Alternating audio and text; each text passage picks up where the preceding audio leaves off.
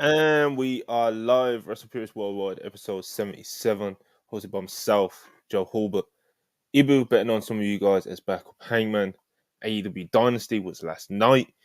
So AEW Dynasty is the agenda today, and sure we'll cover a few other things that have happened over the weekend. But first things first, please like, subscribe, send any super chat, any questions, takes, reactions to last night's pay-per-view, and anything cool, we will get them read out throughout the show. But yeah, turn on the post notifications. Hope everyone's doing good. Starting with my fellow co-host, Joe Hulbert. You see it now, brother. You see I it. said it anyway, but I like to know I powered through the intro, you know what I'm saying? Nice Can you feel it? That's the more important question. Yeah. There was a lot of hats, and I bought this one exclusively for Worldwide because it felt like the right thing to do. Pretty proud of it, to be honest with you. Pretty proud of the purchase. Also, new WCW hats on the way. But nonetheless, thrilled to be here. Yeah, man. Rebounded after feeling like hell for most of the weekend. Dynasty helped, to be fair. And we have a great wrestling pay-per-view to talk about, brothers. So I'm excited to be here. We do. So are you confirming, Joe, that hat is on www.shop.com right now? Confirmed. Confirmed. Ibu, great show last night, but how are you doing to start the week? I know you're a little tired, but you're always tired. What's new? This is a different type of tired. Yeah. Yesterday, for those of you that watched the WrestlePurists podcast on Sunday, I was in a shoot good mood, not even a worked one. And I was feeling good. I was buzzing. I was excited for Dynasty. The Knicks won game 1 of the NBA playoffs in round 1 against the Sixers. Feeling great. Fast forward, and then what a difference a day makes.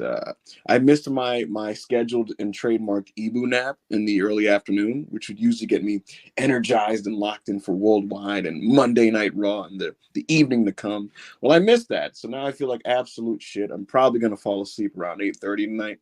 And adding to my deep discomfort is the Knicks playing game 2 tonight. I would have preferred they played tomorrow, so I wouldn't have to worry about it tonight. But no, they're playing tonight at 7:30, so that's unfortunate. But the good news is that we have a lot of good wrestling to talk about. And there's a lot to be optimistic about when it comes to pro wrestling. Like, there's a lot of cool things happening, cool things on the horizon, good shows that just took place. So what we're not starved for is quality professional wrestling content. There's almost so much that it's impossible to keep up with it all. But we will do our best to cover Dynasty at the very least today. And I'm excited to talk about what was another excellent AEW pay-per-view. Yeah, they very rarely miss with the pay-per-views, AEW. But you know what? We're going to dive straight into some super chats. So keep them coming. And we're going to spend a few minutes on super chats. And we're going to go straight in to the AEW Dynasty review. All right. Karan 100 rupees. Genuinely incredible match on a great show. That crowd being locked in from minute 1 really helped too. I'm going to take a stab in the dark and assume this is about Osprey Danielson, even though it was far from the only great match on the show last night. You sure he wasn't talking about Chris Jericho and Hook there? Hey, man. You're a nasty guy, but is Dave going to give that 4 stars? That's the big question. No way. No, he won't go 4, but 3.25. He'll raise some eyebrows still. It's going to be above 3.25, Joe, I think. No, bro, Kenny's fixed Dave now. He's fixed him. New batteries. I don't know, man. He's got short-term memory these days, unless it's like unless it's from like 1990 backwards, He's gonna give the Okada match 4 3/4. He's gonna give the Bucks match a 5. He's going to give the Swerve match like 4 1/4. He's gonna give the Osprey Omega match, Osprey Danielson 6.75. And I think he's giving this Jericho match like a 3.5 at least. Yeah, I'm feeling. I don't know how we've ended up doing Dave predictions, but I'm feeling 3.5 as well. So we'll see. Yeah. Karan 100 rupees. Appreciate you again. I really enjoyed Okada versus Pac. To be honest, it may be my second best match on the show. Just 2 vets. Okada got that crowd to boo him perfectly. Yeah, really, really strong pay-per-view opener that one was. Mm-hmm. Very strong. Jim Ross. Jim Ross. We'll get to that. we're gonna have a whole 5-minute section for JR. I think. So. Andy, 100 rupees, appreciate you. Planned to watch Dynasty after work, but ended up rewatching the Punk Rave cage match and finally saw Atlantis versus Villano 3. Your recollections of these? I have no recollection of Punk Jimmy Rave. I probably haven't seen that for like 12 years. As for Atlantis versus Villano Tercero, that was that's many people's match of the year for 2000, I believe it is. And it's weird. I don't have the same reverence. Like I watched it 2-3 times now, and but I still do think it's great. It's one of those matches where it's canonized in Lucha canon as one of the great Lucha matches of all time that you should watch, right? And when you go in with the mindset of modern Lucha Libre, it's kind of a culture shock because you go in and they're working a completely different way, Monty. Because even though it's 2000, they're veteran wrestlers who have been already wrestling for over a decade, right? So they're trained in the 80s style. And in that match, Monty, it's just a lot of mask pulling, blood, punches, and submissions. Yeah. There's one Rana, there's one Rana. There's one plancha to the outside. It's just worked punches and super heat, but it's great. It's a great match. So if anyone hasn't seen that, they definitely should see it. 2000, you said, right? Yeah. 2000, yeah. Yeah. I don't recall the Jimmy Rave cage match for it, to the point where I could comment on it right away, but Jimmy Rave was, I think he's probably one of the most underrated wrestlers ever, to be honest. He was good. Yeah, because of how singular his skill set was for the time and how little it's been talked about. I mean, it was mentioned more after his passing. Unfortunately, that's generally the case, right? But yeah, Jimmy Rave was very, very special. Since Atlantis was mentioned in the previous super chat, I do want to make mention of his son, who went out there. Atlantis Jr. went out there and he faced Mascara Dorada and Mystico in a triple threat match in Arena, Mexico, and that match was fucking awesome. I'm not gonna be naive to say triple threats are back because that's aggressive, but it's so good. And the booking of it is what makes it stand out because there was a clear choice there. We really want to cement Dorada as our next guy. And he beat Mystico and tapped him out with his own submission, which was crazy. So if you guys can hit up your crack dealer to get that match, you should absolutely do that. The Google Drive dealers. Yeah, the Cougs. Karan, 40 rupees, appreciate it. I know a Bright guy. Lights Rosa, Timeless's best match. Oh yeah, very good. By good a country mile. That was I'm cool, gonna review bro. that one. Karthik, I think I've got that one right. 200 rupees, appreciate it. Guarantee TK eventually wins Booker of 2024 with this roster. However, at the moment, Triple H is the comfortable leader with Cody, Rock, Reigns, Stellar IC booking, magic around Drew, Punk, and reinvigorated Bloodline armor. Firepower versus coaching. Firepower versus triangle coaching. System. I'm telling you, man, strong coaching and a good system versus just sheer offensive firepower. The AEW, their strategy is we're going to run you off the floor. We're going to shoot a lot of threes. Is there going to be some defense and rebounding? It doesn't fucking matter. You got Durant and Curry on the floor. Running plays. WWE have a different kind. WWE have a different kind of firepower. Look, they've got Dwayne. That's aggressive, brother. That's who's going to mark Dwayne. All of Egg is running pick and pops with LA Knight and Jim Uso, and somehow exactly. Yeah, exactly. They're getting good minutes out of guys who are nowhere near as talented as some of the people on the other side. Is kind of the thing there, Jim Uso, Dom Mysterio hitting threes in the corner. All right. Moving on. Cameron, 100 rupees, appreciate you. It's cruel irony that the best FTR versus Bucks match was 1, a ladder match, and 2, wrestled to an exhausted crowd. I'm torn if it's the best or number 2. I'd say 2, but yeah, it is hilarious. That's how it worked out. Absolutely. Hey, man. Yeah, they got him, though. It's the second best Bucks FTR match. They had absolutely no right to get that crowd, but they did in the end, Anyway, Andy, 100 rupees, appreciate it again. Who were your favourite guys from the indies in the thousands, and which of them do you wish got more of a chance with one of the big two? It's very lazy to say, like, Samoa Joe, Christopher Daniels, but, like, that's just kind of... Larry Sweeney could have made so much money. It's a terrible shame he didn't. Sweeney always comes to mind for stuff like... We just made Jimmy Rave, right? Jimmy Rave. There was a his name was Mike Mondo. That was his name. I thought he was like quite good. I think he briefly was a fucking. He was in WWE, but he was in. They used him in the Spirit Squad, which was like a just DOA gimmick.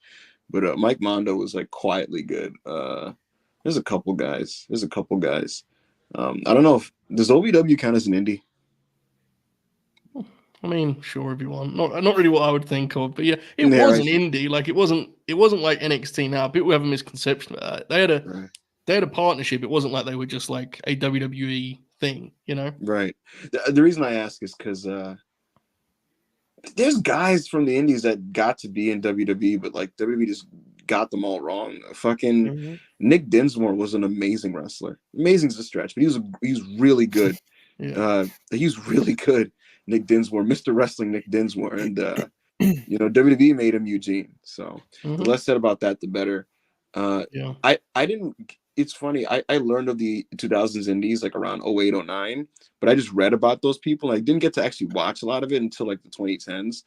And I remember Dragon Gate USA was some of my entry stuff. And so I guess it's a totally different decade, but I remember my mind just being blown by that stuff when I finally got to watch it. Chat brings up Low Key, which my goodness, he was in both companies, and Senshi and Caval. He was in TNA for. He had like 8 different stops in TNA. Loki wrote his own story. Sure did. Didn't like the ending much, but yeah, he's just brother. My goodness, Loki was so fucking good in his heyday. He was pretty much the best, bro. Like if you go back and watch the Dragon matches, like there is a very real argument to be made. He's better than Dragon in those matches. Which, 100%. Bro, he stands out in that match, brother. That the first ROH show. Bro, that movie does where he like does like the cartwheel handspring into like that spinning kick that reaches the top rope. Like I remember the first time I saw that, and I was like 12. I was like, oh my god, like what the. Oh man. Darren KG, $2. Thoughts on the selling? Thoughts on the selling in Dragon versus Billy? We'll talk about it in the review. So we got you. 6-star, $1.99. Appreciate you as always. We love 6-star worldwide chills. Joe, do it. Did you see, Joe? We got new meme material of Rock slapping his arms. Did you see that? I did. He actually did both in that too. Yeah. Does he just? Do you think he does it ironically, or like unironically, or do you think like he just knows at all times the cameras are watching and it's a meme? I think it's like a very serious thing to him. I think it's very important. My favorite part about it is how like Sami Zayn's just there chilling. Like, do you notice before he does it, he's like kind of like shaking his arms, like shaking the muscles. He's a really weird guy, man. Really weird guy. Yeah, he's awesome. Zayd Nadi, $1.99. Appreciate it. Roman versus Cody 2 or Will versus Brian for match of the year so far. If you're picking out of those two, I'd have to go with the latter, to be honest. Yeah. Roman versus Cody wasn't what I'd call like a match of the year. Like I don't like it's a weird one because it's like it was more just kind of like spectacle, great payoff, a few pops. Like it wasn't.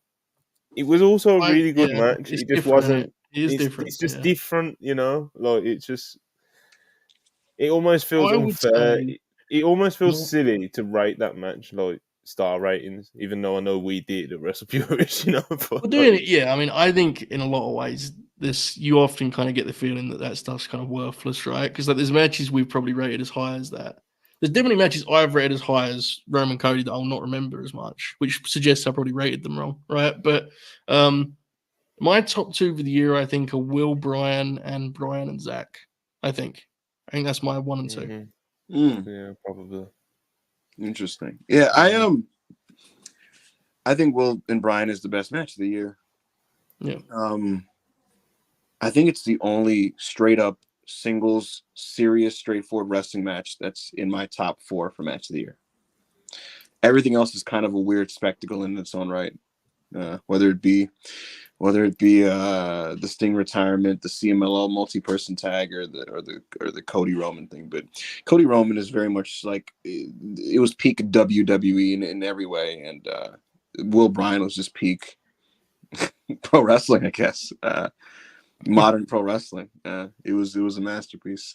Regarding the previous super chat about thoughts on the selling, I'm not just going to preemptively say now, so I don't waste any time on it later. I have zero problem with anything about that match. Yeah, me too. Share $5. Appreciate you. Swerve versus Osprey 1 at Double or Nothing. Swerve versus Osprey 1 at Double or Nothing rematch at Wembley?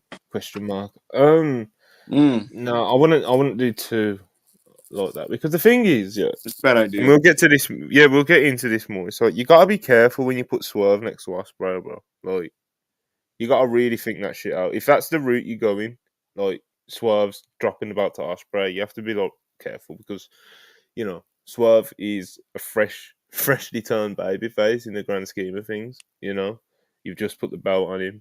He's your guy. Why would you split the crowd for a Swerve title defense immediately? Yeah, exactly. You gotta really like think how I think you're gonna Will play, if that's the is direction. my assumption is that Will is going to deal with the Don Callis stuff until Wembley, because I Yeah. think the reason they're doing the Dragon stuff is that like Don is going to say that shows he doesn't have the killer instinct. That he felt bad for Brian. I think that's what they're doing there. So then you probably do Will plus Brian and maybe BCC, I don't know, versus the Callis family, because that you don't want to beat Will, but you have to get him from here to Wembley, right? So that's what I think they're going to do, but we'll see. Yeah, listen, to piggyback off Joe, I would just say, don't assume what you think is going to happen is going to be the match that's happening. That's a Swerve, bro. Swerve Osprey at Wembley. Like, I'm not sure about that. I am sure about it, and I would like that match to be the match. Like, I think that's the match that they should do, but I don't think that's what's the plan. It's interesting because the reason I have settled on that conclusion is I don't know what the other. I agree. Yeah, like I don't know. Like I asked on Friday, we were doing Late Night Grin, and I was like, "What's the other Swerve main event at Wembley?" And the response was MJF, and I was like, "Yeah, I don't know."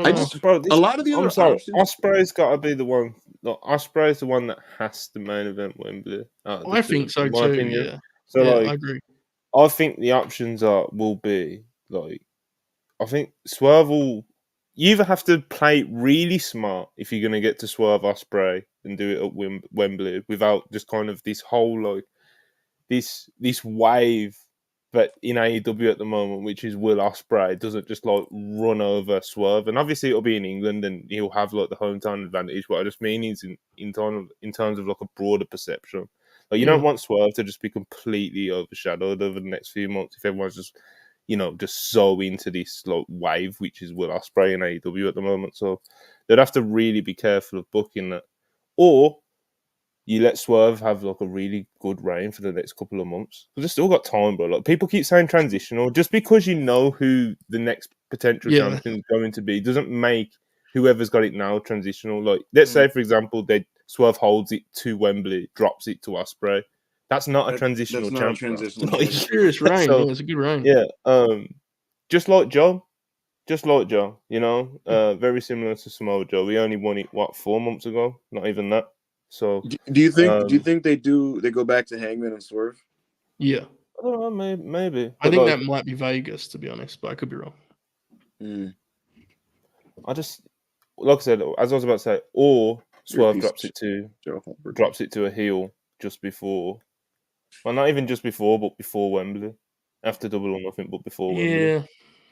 But I don't even know who that is, though. Yeah, yeah, that's what I mean. Who? Like, so, I don't know. I think I'd just do Swerve and Osprey. I thought, I naively thought, and this was very naive because this man does not like winning matches. I naively thought that Bryan Danielson was going to beat Will Ospreay and then challenge Swerve at Double or Nothing. They have some good chemistry. They're Seattle dudes. Danielson faced Swerve on that Dynamite that went head-to-head with NXT. And it was a great match.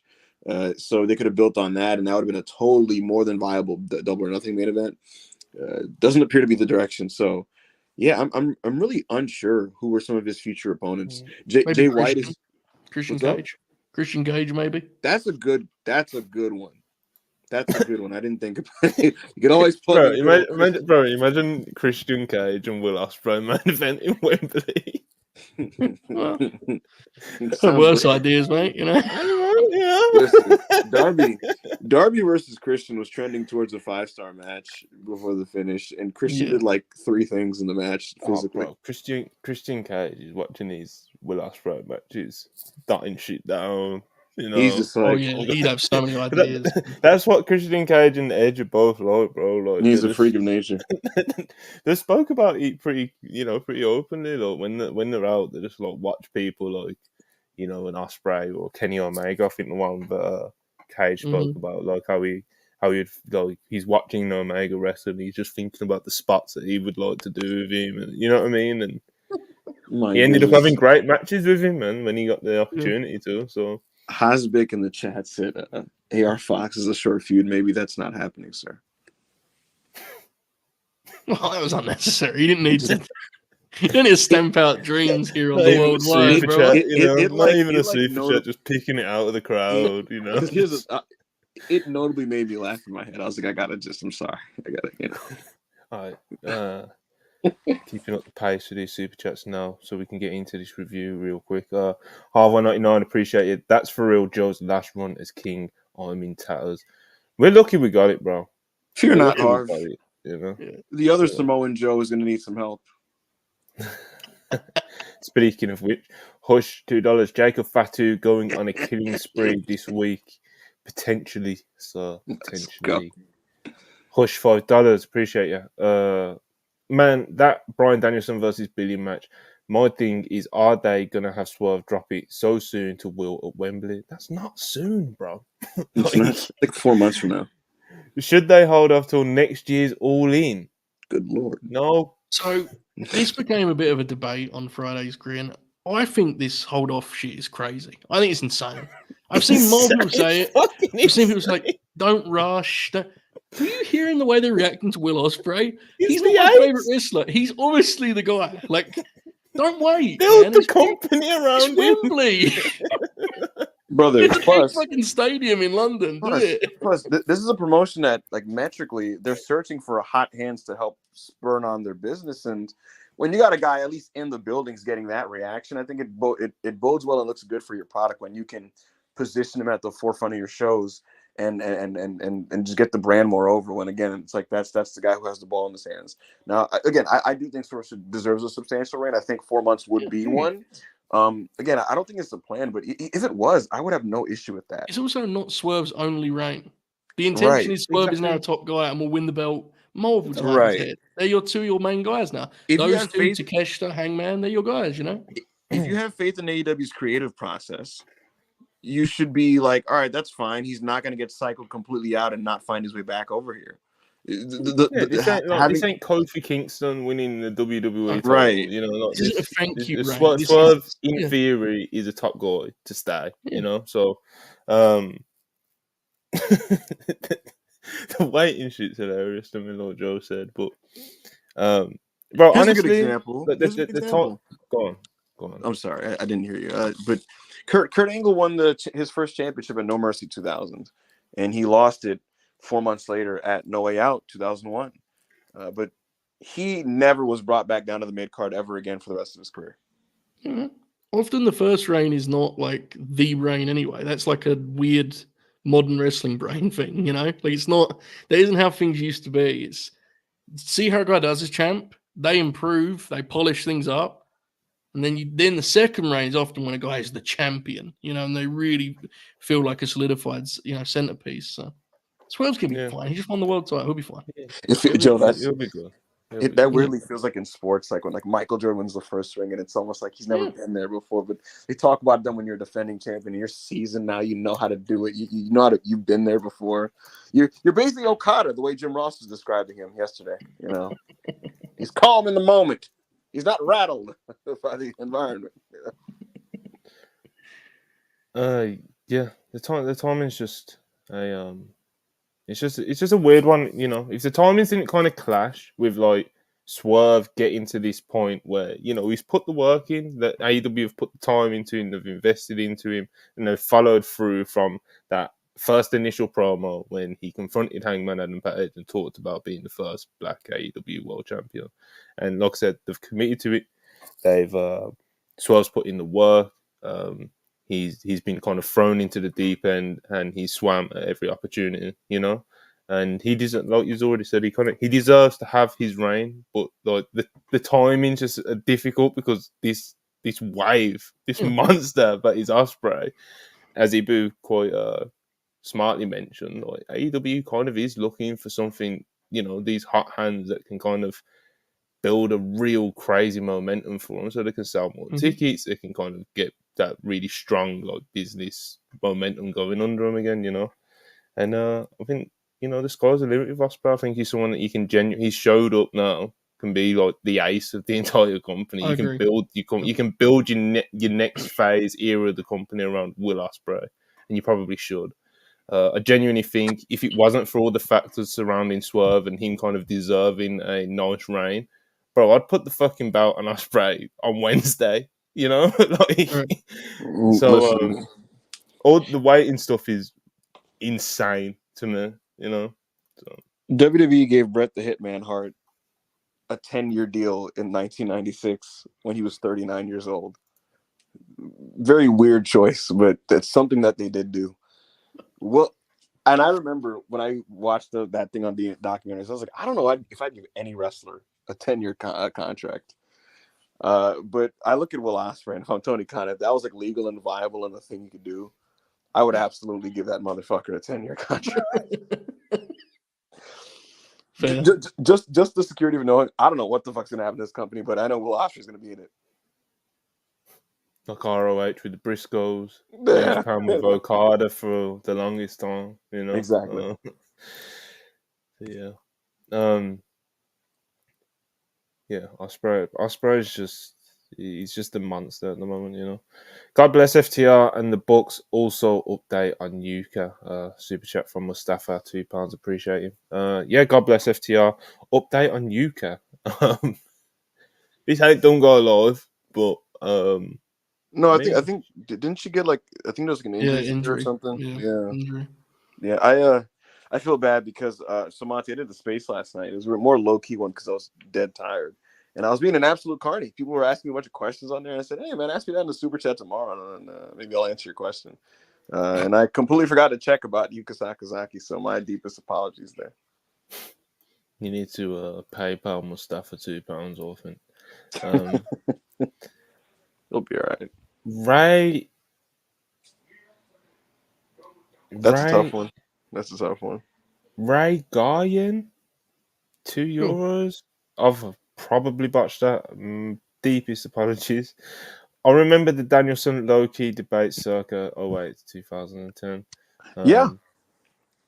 I remember when I discovered Brian. A lot of those kind of debates in those years, man. He was... Bro, when I discovered who Brian Danielson was, it was in online spaces, and I remember like there were debates around him there was a lot of cynicism surrounding his ability, surrounding his ability to just be anything worth a shit anywhere other than ROH.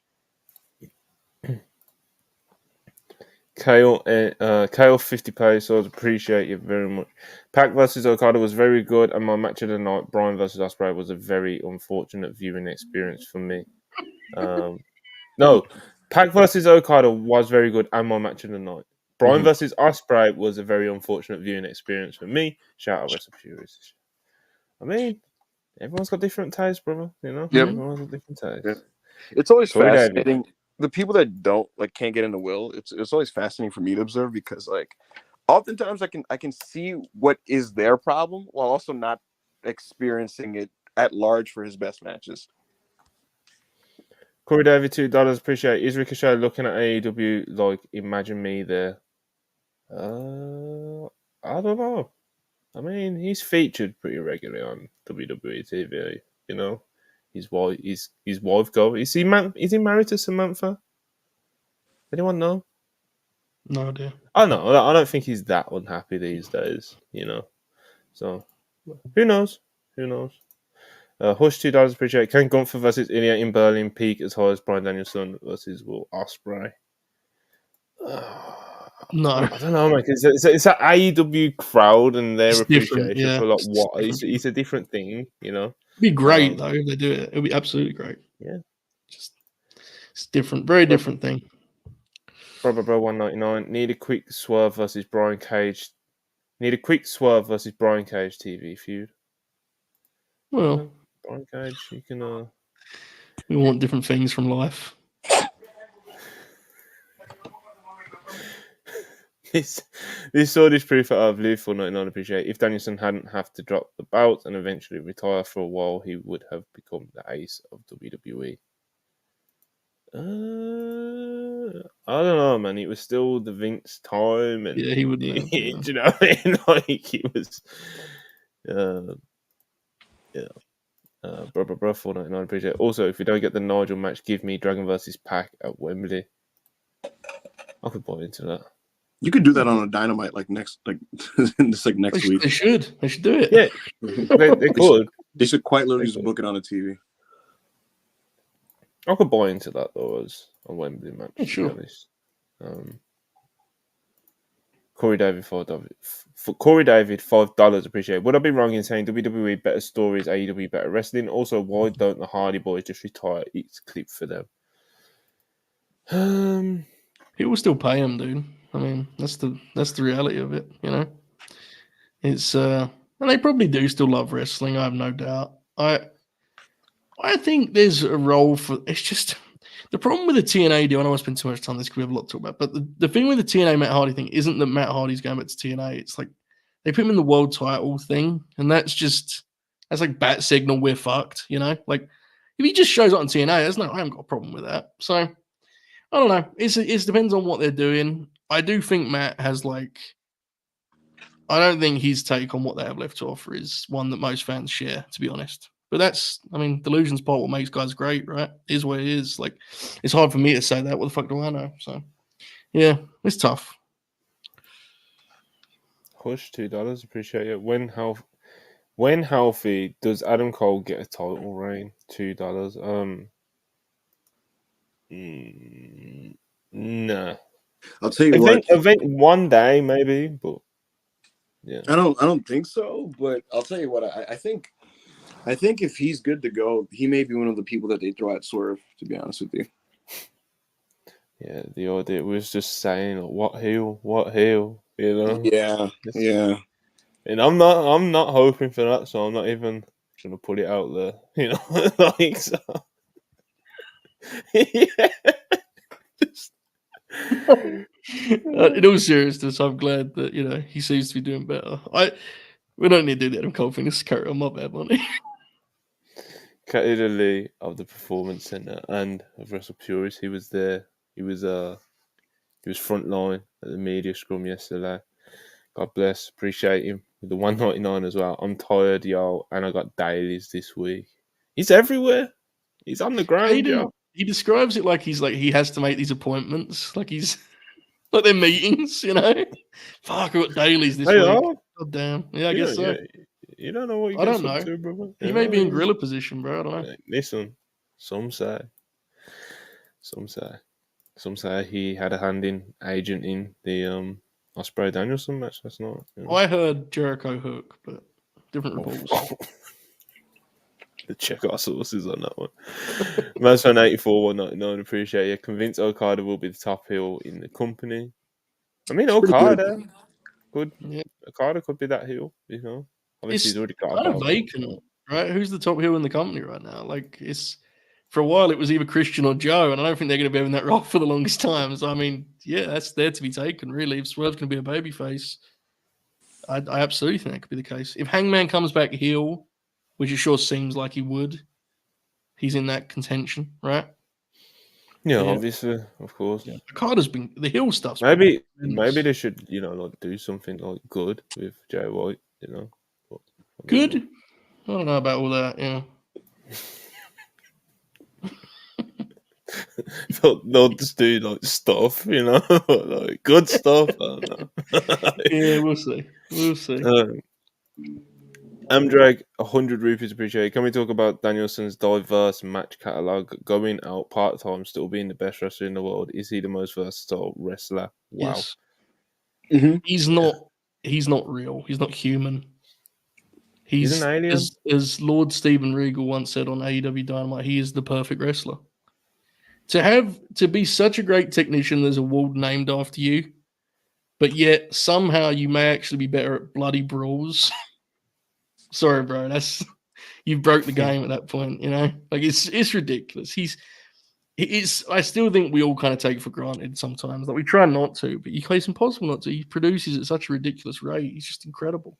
He's now being positioned to just be at this level a lot, and he's been great at every stop.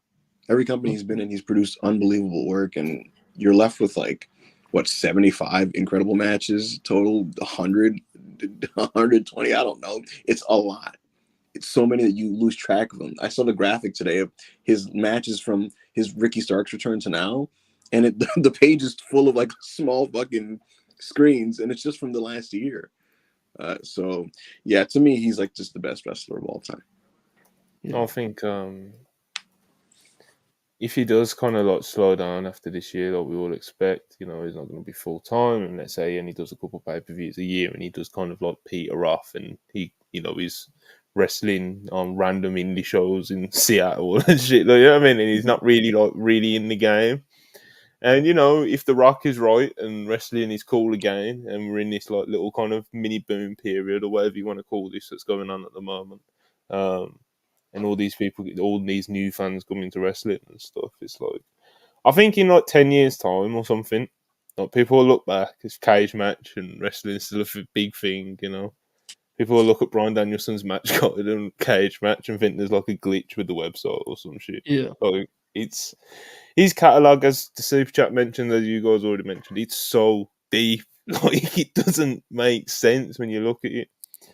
Especially when you compare it to other people who were considered great from the past. You know what I mean? Mm-hmm. So some of these people have 20 great matches or whatever. Brian has hundreds. So it's the comment mentions diverse match catalog, and it isn't just styles. The way he can be babyface or heel, he can also kind of live in between. He's the perfect wrestler. I think we all try our best to enjoy him while we can, because he's not going to retire, but he's not going to be as around as much after this year. But unbelievable professional wrestler. He has 42 matches on Cage Match that are rated 9 or higher. He has. It's just no need. He has 180 that are rated 8 or higher. 180. Yes. See, I always do the joke about imagine the best of Brian Blu-ray thing, but can you imagine actually having the job of putting that together? The matches you'd have to leave off that fucking thing. You want to know what you want to know what 180 is? What's up? The Bryan Danielson, Daniel Bryan versus AJ Styles, 2018 SmackDown. Wow, that's some good ones, dude. Yeah, they had that bizarre Rumble match, but otherwise their matches are always good. So so according to Cage Match, he's had 179 matches better than that. Speaking of such, because I will forget this in the full review, they did the AJ Dragon spot where he Styles clashes out the triangle choke. Yes. That was fucking awesome, dude. What's his 200th best match on Cage Match? Oh, that was spending way too much time on this. A ridiculous question. What is the 200th best? Hilariously, it's not that hilarious. You know what I mean? It was a week ago. Bryan Danielson and Claudio versus Cole Fletcher and Powerhouse Hobbs. There you go. 7.89. 200. 4.5 from Dave. That's some tag team's best match of their catalog, of their pantheon, of their of their careers. Respect. Mike Quacking, bro, there's so much. Oh my god! What the fuck? Quack again at 120, 8.4. Anyway, we're getting way carried away. Yeah. Pretty good that Danielson fella original. Jacob Donnelly, $2 appreciate. Great pay per view, but they need Jericho old yelled. Yeah. You gotta tell me twice. Berkey 199. My Discord thought that Brian Danielson was hurt. What a guy. What a worker. What a worker. Kale 50 pesos, appreciate it. All I'm saying is Brie and can hold Brie can hold strong. Brie can hold strong for another 10 years without husband/father for the people. Animated tweet that was great. She said, like, listen, the kids can go to therapy. Let's get some more Brian Danielson. Yeah. I agree. It happens. Adam Legend $2, appreciate it. You could a healthy Keith Lee be a defensive swerve? No. CM $5, appreciate you. Collision has a lead in from the NBA players this Saturday. What match would you put on to open the show? Something with Big Cole. Yeah, I'd absolutely take the biggest advantage possible from that opening quarter with that huge lead in that they're going to have on Saturday. Yeah. So I am actually quite interested, excited, whatever you want to call it, to see what Tony Khan tries to pull off there. So we'll see. If it's straight from a game, they're going to have like $3 million to start the first quarter, which is hilarious. Do an all-star tag. Find the most recognizable guys on your roster and put them in an all-star tag. Man, it's like it's just the most collision thing ever. Like, man, it's fucking Shane Taylor Promotions. Shane Taylor Promotions versus like Dante, and, like Top Flight and Andretti or some shit. All right, last super chat for now. Songanda 14s are Bron versus Jacob Fatu at SummerSlam. Reinforce the ring. Yeah, you'd have to take some extra precautions for that one because just two fucking animals. The best version of that match is a top 10 in backup Hangman's match of the year ranking. All right, and now finally. You got a lot of time too. I'm on the wrong side of cage match here. I'm on Brian Danielson's match. All sides of cage match are the wrong sides, bro. Unless you're looking at Bobby Eaton's match listing, you're fucked. I was on Bam Bam's the other day. Nice. Oh, yeah. Nice stuff there. All right then. AEW Dynasty, St. Louis, Missouri. Had a crowd of around 6,800 people, I think they had in the buildings, around that number. Yeah, man, a lot of kind of excitement about the card going into it. A build that definitely had its ups and downs, I think it's fair to say. There was a little bit of controversy, obviously, with the footage and stuff like that, and that kind of dominated like the perception of AEW for like a couple of weeks. But that being said, up until that point, and even a little bit after that point, they've been able to put some good wrestling on, some good dynamite. So, I've had to tag in and review a couple of them. Yeah, man, going into this, we had the 0 hour pre-show. Trent versus Matt Sydal, I think was on it. Didn't manage to catch the pre-show. Did hear some good reviews about that match though, and it was fine. Two pros. I do find the AEW do still kind of like chop and change how to do these like 0 hours and stuff, Just feel like they haven't kind of like settled into quite exactly how they want to do them, Yeah. I like what they're doing now versus last summer though, because last summer they started to imitate WWE. That was crazy. That was I don't need to see Big Show and RJ City giving predictions on matches. This isn't really fair, but I've decided that I just don't watch them anymore because I don't want to be the guy who's whining that I'm tired at the end of the show, so I simply don't watch the first. You know what I'm saying? I'll just watch the 4 hour pay-per-view. And if I hear something it's good, I'll go back. But I haven't heard that about this show in particular. I could be wrong. I don't know. The last couple ones are just like low-end episodes of Rampage, to be completely honest. Which is fine, right? It's pre-show. It's a pre-show, Like there wasn't a single 3-star match in this pre-show, so it's just wrestling. A Trent Sydal match sounds 3 stars. No, I watched it. Good. You watched it while she was on a podcast. That don't count. You can't say you watched that to the point. You didn't have your calculator or your notepad or your. You didn't have your notepad out. You know what you think this is? But anyway, like I said, AEW Dynasty, St. Louis, Missouri. Hot crowd. Very much added did their part to add to this pay-per-view. And we opened up with Kazuchika Okada versus Pac for the AEW Continental title. And a huge step up in terms of quality, in terms of kind of like Okada's singles matches in AEW so far. It's his second one, his first title defense. And this is the Okada that you're paying for, Tony. You know, this is it. You know, this is it. So, a very good match here. Of course, Okada retains here to no surprise of anybody. Pac, of course, looked great again to no surprise of anybody. He's just so sharp. And yeah, I really kind of like the chemistry. Like fucking Pac kept calling him champion, Okada kept coming up with like challenger and saying, pulling all different faces, and he was just putting a really nice heel performance here, you know.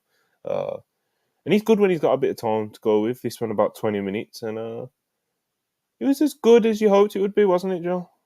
Yeah, very, very good. Very, very good wrestling match. And I think opener was actually an inspired choice, right? Because, like, especially with the pace, the pace was very much at that kind of seesaw main event rhythm where it would slow down a lot, and then it'd have these bursts of kind of acceleration where the guys would trade moves. And I think in the opening match, that really worked a treat because the people were so excited to see a big time match, and Okada's got a big reaction on every AEW show thus far because they see him as a big deal, as you kind of knew going in. But to his credit, this wasn't just playing the hits and so on and so forth. This was him really making a point of, I'm going to make these people boo me. And he did such a good job of that he made Pac feel more like a traditional straight ahead babyface than I think he ever has, honestly. Like Pac, whether you love Pac or not, his thing is that he's not ever a straight up babyface, right? Like, even when he's a babyface, he's kind of a dick. Okada was such a great heel here that he was like, the people wanted Pac to win by the end, which says a lot about how well they wrestled this match. So, very, very good opener. A different pace than you may kind of expect an AEW opener to be, but the same could be said for Christian and Garcia. I think that's a good trend. Guys that are going to take their time and go go 20 minutes or whatever. Give them this fresh crowd. I think it was a really good call. I really like the match. Taking advantage of that you're going into a hot crowd and you can do that. Do you know what I mean? Right. And the crowd will kind of stick with it a bit more so than if it was placed elsewhere on the show. You know, so it's a cool little trend that they're doing with these pay-per-view openers. That was a good point, Joe. Ibu, Okada, Pac. What did you make of it? Really easy watch, and that seems like a very bland takeaway, but sometimes these championship style matches, including some with Okada, will sometimes kind of have this grindy feel where you're just kind of waiting for it to get to, the meat of the matter. But I never felt that way with this one. It just kind of had a good flow, a good pace to it. The crowd was into it. Jim Ross is commentating, and he's adding so much weight to what's happening, like unironically. And it just kind of felt like very sports-like. The whole total package was very sports-like. And you're just watching intently as they're working through certain gears and attacking certain body parts and so on and so forth. Okada understood his assignment. His job was to be a heel here, and he did not do no bullshit thing where he would bask in the crowd or no. He was here to be an asshole, and that's what he was doing. And so this is like by far his best match since signing with AEW. Yeah. And one of the things that reinforced the belief to me that I don't know what the finalized version of TV singles match Okada is. I still don't know what that is, but I do know that on pay-per-views, he's always going to be okay, I think, because he's going to have the space and time to kind of spread his legs and do it his way. And it's going to always work to me. So yeah, this was awesome. I thought, I'll give a hot take. I think this is better than all of his matches with Bryan Danielson. I thought I enjoyed this more than both of those.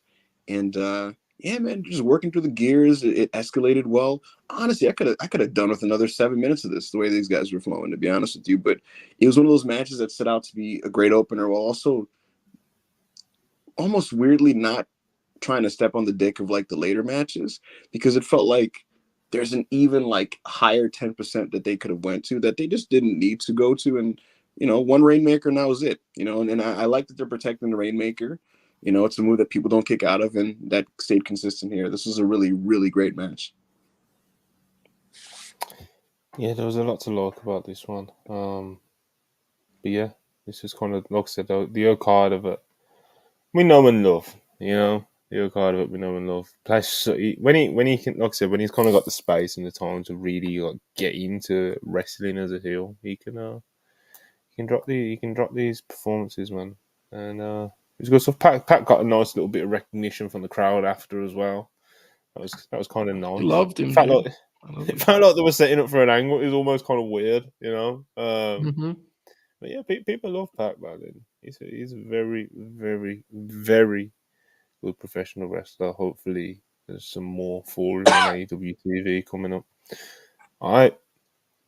Next up, 6-man tag team match. Team Copeland, Adam Copeland, Eddie Kingston, Mark Briscoe versus the House of Black, Brody King, Buddy Matthews, Malachi Black. I thought this was decent. I don't think it was as good as the opener, but it was decent. I thought it was a nice pastime. I think it went a little bit long. Mm-hmm. But that being said, really enjoy watching Buddy in particular. Thought Mark Briscoe was really good in this. People love Copeland. People love. Bro, people say what they want about Malachi. Yeah, I'm doing this. Fuck it. Let's go. People say a lot about Malachi. Yeah, a lot of criticisms, and a lot of it, to be honest, is pretty fair. A lot of it. At the end of the day, the people still give a fuck, bro. The people still give a fuck. The people still like him a lot. He gets pops. People react to him having stare Yeah. downs with fucking big stars and stuff like that. And like, yeah, he isn't this like dynamic, athletic striker, and he's not having like great matches and that these days. But it doesn't mean like he's completely like useless. Do you know what I mean? The people still care about him, bro. The people It still care reminds about me him. of The people are still into him. So. like so for example, the live crowds are now like there's online conversation and there's how the live crowds feel, and the live crowds now have officially deemed, because Jericho watched it finally seeped into the live crowds. This is not something that happens with Malachi. He still received and reacted to like he's like Aleister Black from 2018. He faces off with top wrestlers and tags, and the crowd will do holy shit chants. He'll do the sit down thing and look at the guy, and the fans are treating it like it's a dream match face off. Like, so they're into the idea. I get the feeling Adam Copeland in his mind still sees him at that level, which is why I'm sure he's probably really. Yeah, I get the feeling he's like, oh, I can't wait to mix it up with Malachi Black. I definitely think that's his view. That's why I made my prediction last night. Look, Malachi was pinning Edge, bro, and he did. Yeah, you did say that. You said that, and it happened. Yeah, it's crazy. I was howling with laughter because of that. When he actually black masked him, I was like, oh my god, Monty was right. He fucking pinned Edge. Yeah, this is a good match. Wrestling pay-per-views, in my opinion, they need matches like this, like undercard, multi-person tags, especially when you're going to go on a monthly. If you're doing monthly, sometimes you need to do things like this. These guys are baby faces with a common enemy in the House of Black, and they're baby faces, so they're going to work together. And they work to stop the bad guys, and the bad guys got the win here, which leads to a title match. So, yeah, man. Totally fine thumbs up stuff here, I thought. Yeah, man. But yeah, Copeland getting pinned by Malachi Black. Joe, what did you think of the match? I really like the match. I think I'm actually higher on it than the consensus. I will say that Cope getting the mist that could be alarming. I think that could create some very dangerous TV. I fear. Oh my god! I fear that we may be into the mist. No. Yeah, I think that may be an issue. So just forecast up that one, folks. Take an umbrella to work tomorrow. Oh my god, Joe! I'm gonna pause you real quick to just say this. How are you gonna react to like Adam Copeland on TV just being like, Malachi, you think you can make me a demon?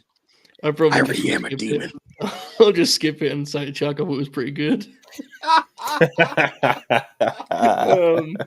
I really like the match. Mark Briscoe was just an absolute treat here. And him and Buddy had like a lot of interactions, and I thought that was fun. And because Buddy's like, he's kind of this just ultimate meathead wrestler, and so physical, and Mark's down for anything, right? You want to knee me in the face? Cool, man. Let's do it like 4 times, Also, speaking of Bud Matt, did you guys see when they did the Tower of Doom spot? And God bless him, the Mad King Eddie Kingston stood on the bottom rope for the Tower, all-time great Ed King moment, refused to get up on the middle rope for this deal. And Buddy fucking like one arm just lifted him up and it was an incredible deal. No one really noticed or talked about it, but I'd imagine that was quite the feat. King did not look thrilled to be doing Tower of Doom here on pape, but he's a hoot as always, and he was in full like Terry Funk falling down all the time, which is God bless, you know. So yeah, I really enjoyed this. I love these kind of matches for pay-per-view. The last time Cope did one, it was with Sting and they opened. This never needs to open because this will get a reaction at any point in the show because it's fun. It's like it's easy popcorn grabs, you know. It's fun. So I liked it a lot. Yeah, there's a lot to like. Like Ibu said, man, it's nice to have these kind of matches on a show. You know, group of baby faces everyone likes, common enemy. You know, House of Black and they're good, man. I really like Yeah, I House of enjoy Black watching the trios. them. Yeah. Always have, and yeah, good shit. All right, next up we had TBS title match.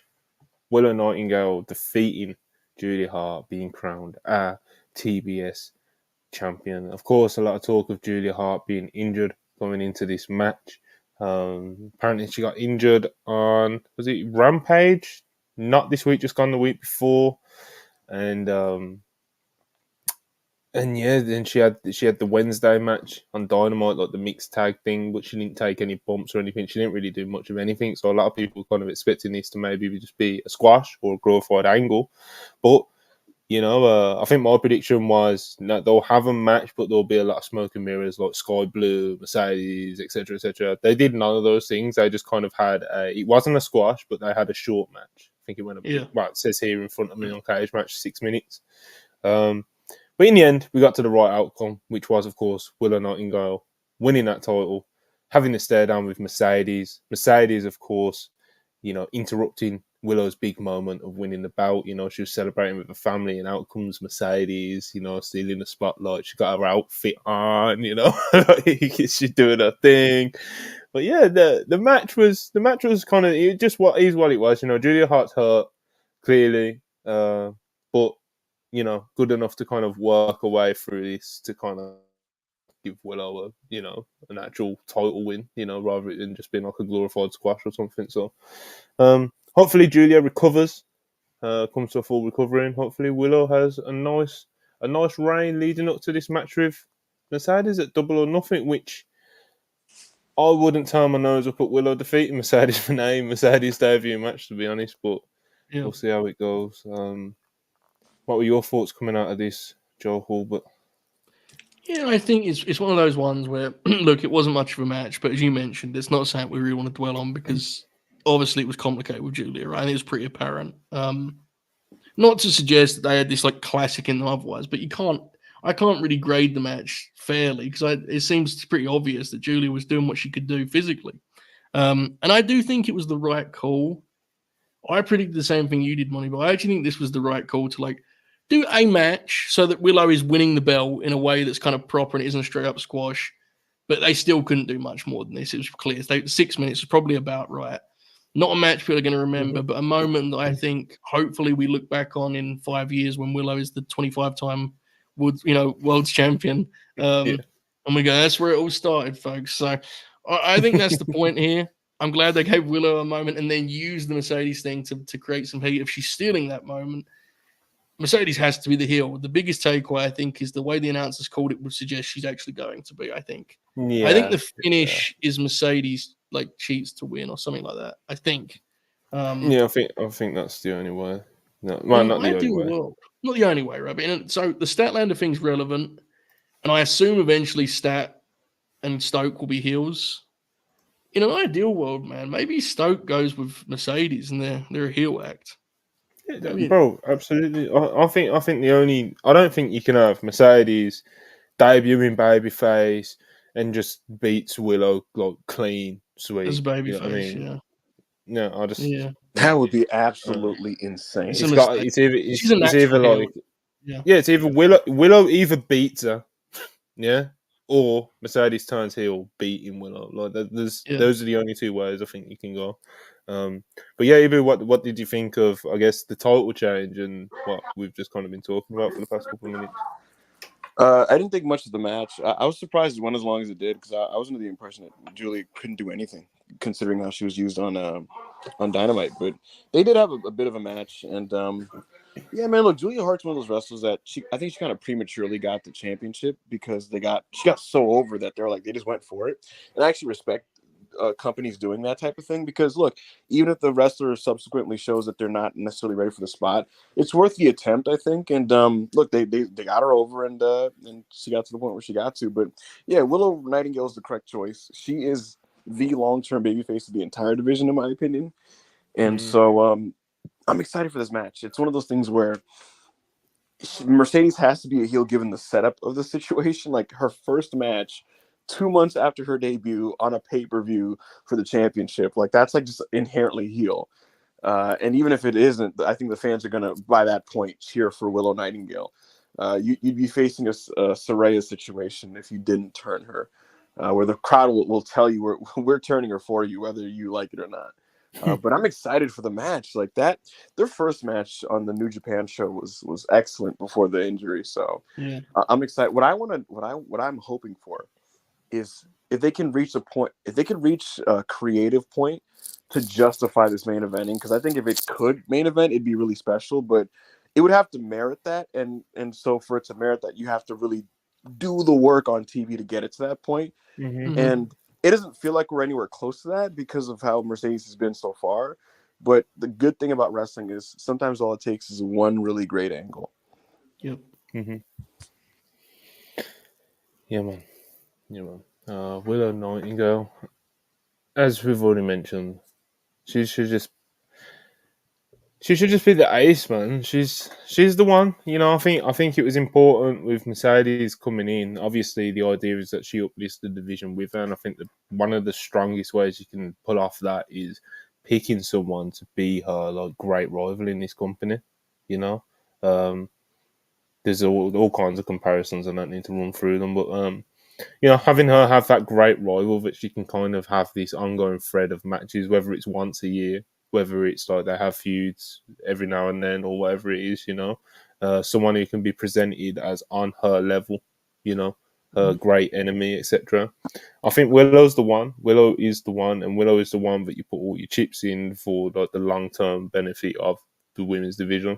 In the same way that I was talking earlier about Osprey being like the ace of the entire company, obviously the men's division, I think he should be like the main pillar that like they build the entire company around for this next era. I'd say the same about Willow on the women's side, to be honest. Like she is. Yeah, I'd agree. She's the one, you know, like there is other great like Mariah May, she's awesome. Stat, she's awesome. And there's loads more. Queen Aminata, there's loads of people kind of coming through. Jamie Hayter's still to come back. Thunder Rosa looked phenomenal yesterday. Timeless Tony Storm, like this is like she's been killing it with the character stuff and just being over. And you know, there's a lot of great women in that women's division. I've said it for the longest time, even when the division wasn't booked great, that they've always had the talent there. Like when people were saying, "Oh, they just need to sign this person or that person," it's like, no, man, they've had a strong division in terms of talent for a long time. But Willow Nightingale is something special. Like she's an outlier amongst all these people.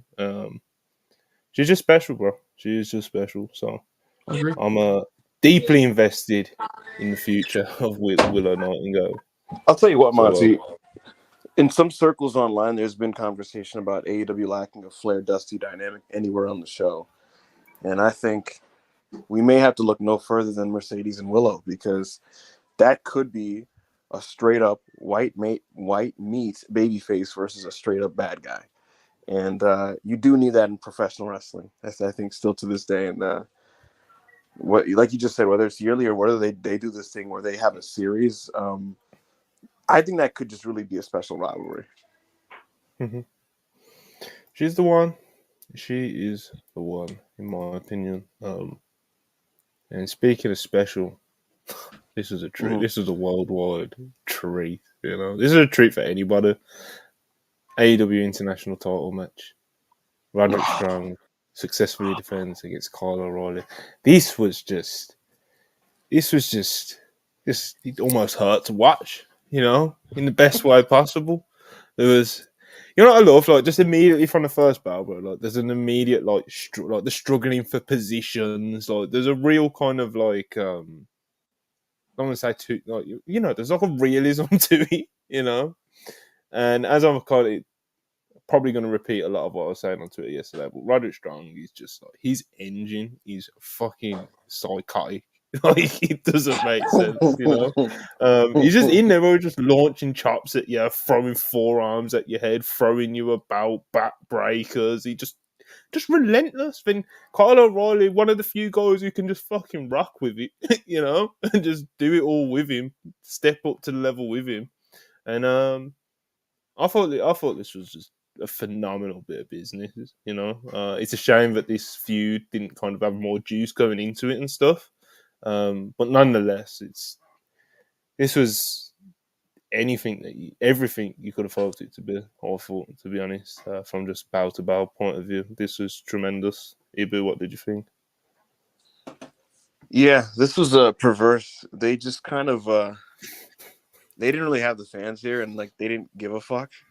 They just like did what they were gonna do, just very much heads down wrestling. Like this could have been in the pandemic. In fact, it had touches of a pandemic NXT, like that like weird gritty technical era that we got when Balor was the champion. Also very 2000s ROH, but it was like this wasn't a crowd pleaser, but the crowd eventually just took to it because what was happening in front of them was so awesome. And so they just kind of kick the dog shit out of each other, and they're grappling, and they're just having a good wrestling match. And they start striking each other, they're slapping each other, kneeing each other, punching each other, forearming and elbowing each other, and it's just sick. Like it's just fucking sick professional wrestling. And then you get this like hilarious like Wardlow run-in that adds nothing to the match, nor does it play into the finish, nor does it like affect anything within the match. It just kind of like was a weird rhythmic choice. For the match, he just kind of comes out there and he doesn't affect anything. You're like, all right. And then now the fans are kind of just waiting to see what the next like shenanigan is, and then it doesn't really come, and then Roddy just wins, and it's like, all right. But yeah, this was awesome. This is the match I was the second most excited for going into the pay-per-view, and initially it wasn't necessarily meeting that because they're still kind of like they're just kind of feeling each other out a little bit. But we did get to a point where this became fucking awesome, in my opinion. So I ended up loving this. Even if the crowd didn't necessarily, I was the, this is a cliche now, but I was the sicko and freak that this match was made for.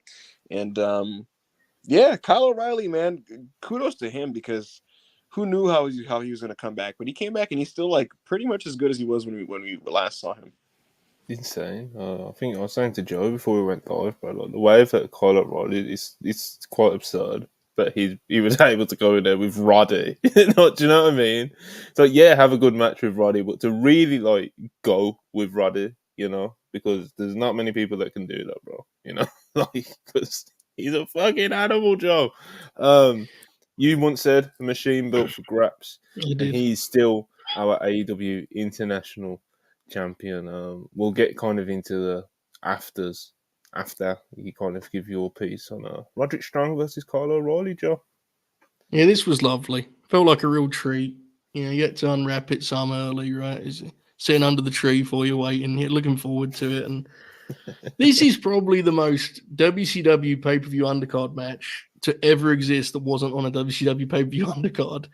It was probably too long, considering the crowd's disinterest. The crowd kind of sat there until they started hitting each other so hard. There's kind of some hell yeahs broke out in St. Louis. And everyone was like, fuck it.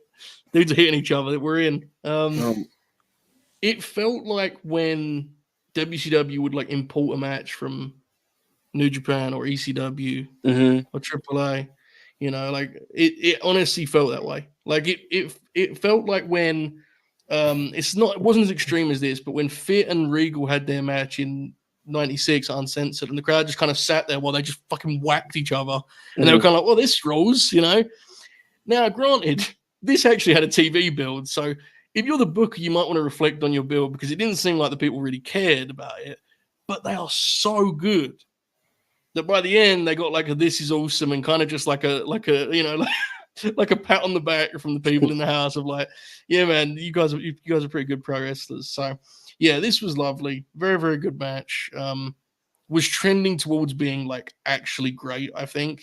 And then Wardlow plus like a kind of abrupt finish To be clear, folks, I'm aware I said the match was too long. What I mean was the bridge to the finish was like it happened, like it was. Yeah, It we didn't kind spoke of about that as well. it didn't reach the kind of mountaintop there, but that's kind of reined it in a little bit. But I mean, it was just lovely, and O'Reilly really, it's been remarkable how well he's like just got back in, as we've all mentioned. But Roderick Strong is.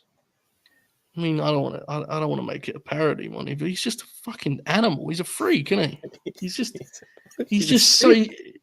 disgusting watching him wrestle. Like the way he's always like on his toes, ready to kick the shit out of someone.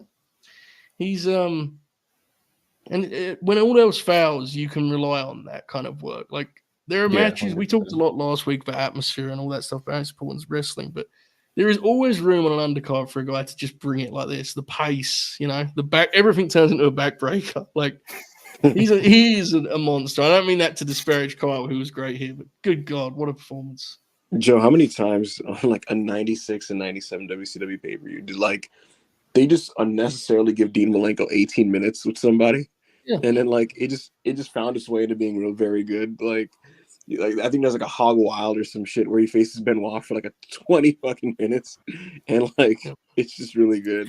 You'll notice I did something I was trending towards mentioning the name you just mentioned, and instead I pivoted to Regal and Fiat. I could sense it, which is why I had to do it. I nearly stepped on the grenade and then run away. I'll leave that one for Ibu to do. But it was very much like one of his WCW pay-per-view matches, like legitimately. Yes. It is what it is. It is what it is. We don't write the rules, I'm just making comparisons, Brian. That's all I do. That's making comparisons. Even though Ibu just did it, and they did it on commentary, bro. I guess this is my, Ibu done a spiteful pick out of the live show earlier, which wasn't even a super shot. This is mine. Roddy got a Dean Malenko comp. And they did this in commentary, like I just mentioned, yeah. They did, yeah. This triggers me, yeah. Because I know it does. Yeah, me too. Roderick Strong might literally be like 10 times better than Dean Malenko. 10 is aggressive. 10 is aggressive. 10 is aggressive. Roddy's a fucking animal, man. Like, it's difficult. 10 is aggressive. It is difficult for me. I try and be polite, and I once a whole house show got overtaken by this one. Yes. Listen, I think Dean's cool. I like Dean. he did. Listen, look, man. You go to the Malenko tags in All Japan. You see some he's of a good his wrestler. Dude. He's a good wrestler. Yeah, his ECW matches against the Eddies and Two Colds of the world. He's good, man. It's just Roddy's just. I mean, what you gotta watch his name you've got in your mouth. You know what I mean? Like you got. Here's the thing, Monty. Rod Strong. I'm not look when you make fun of Lance Storm. I let that one rock. Go for it. No, Dean Malenko. No, but the thing is with Lance Storm, I actually don't think he was Joe's probably even. I think Joe's stronger than me on Lance. I'm much stronger on Lance. Really? Dean Malenko is good. He was very good, bro. we We're talking Roderick Strong here, bro. We're not Lance guy. Get Joe started on that. I'm not doing it. You know what's funny? When I was a kid, right? Yep. When I was a kid, because I started watching consistently in 2002. I watched about 2-3 years of Lance Storm as an undercard guy on Raw, right? And I thought he fucking sucked. But I was a kid, and I didn't give a shit about technical wrestling. I said of a certain guy, But I thought he sucked. Then I became a hardcore, and I remember I found Lance Storm versus Bryan Danielson in 2009, 2010 on the internet. I was like, oh my god, Lance is amazing. And then I hard pivoted to this guy is one of the greatest wrestlers of all time. And now I just settled into he was pretty good. He was right the first time. I was gonna say there's a good super of him now. He's a good super kick. A good hand. I enjoyed his ECW stuff. He's had some good matches. I'm just being a prick. It's fine. He has a match with Jerry Lynn that's really good. He's not the only one, to be fair. To have a good match with Jerry Lynn. Yeah. He was pretty fucking good. Yeah, absolutely. Yes. No, don't do that. Don't come at Jerry. No, not Jerry. I was about to say. I was like, oh, you ain't gotta worry about Jerry, bro. All right, Jerry's safe. Yeah, don't mess with Uncle Jerome. tell you who's not safe. Actually, you know what? Getting too far ahead of myself here. Wait, who? After... Oh, were you gonna pivot to Jericho? No, because I've gone back now, and by the time we actually get to the transition, the joke's gone. Anyway, so yeah, after the match, Roddy successfully defends, and then as I think Ibu mentioned, Wardlow came out in the last stages of the match, tries to get involved, doesn't, and just kind of stands there and does nothing and adds nothing to the match. Hilariously, he's just kind of there. Oh, I know you were going to transition to.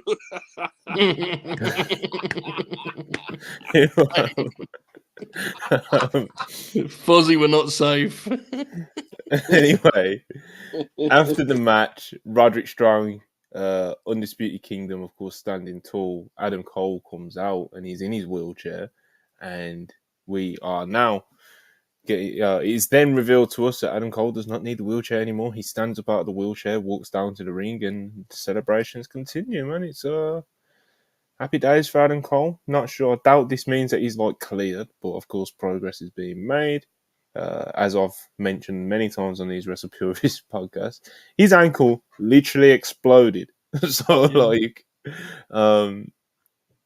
hoping he comes back full strength, takes the time that he needs to do it, and happy to see that he's making some progress, because it's already been a hot minute since he went down, man. So, Adam Cole back, and they did this really weird tease where Adam Cole gave Wardlow kind of a look, which I had like a 5-minute meltdown to Joe about this before the show, like because of how bizarre and dumb it was. But it's like it was such an insignificant and short piece of the show. Like it was literally half a second.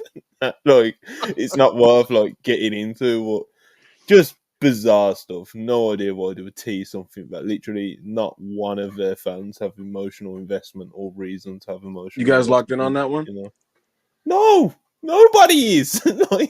Just a bizarre choice to tease that there. I'll leave it at that. And speaking of bizarre,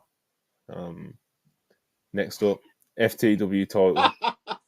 Chris Jericho, unfortunately, defeats Hook, and he is now the FTW champion in what was this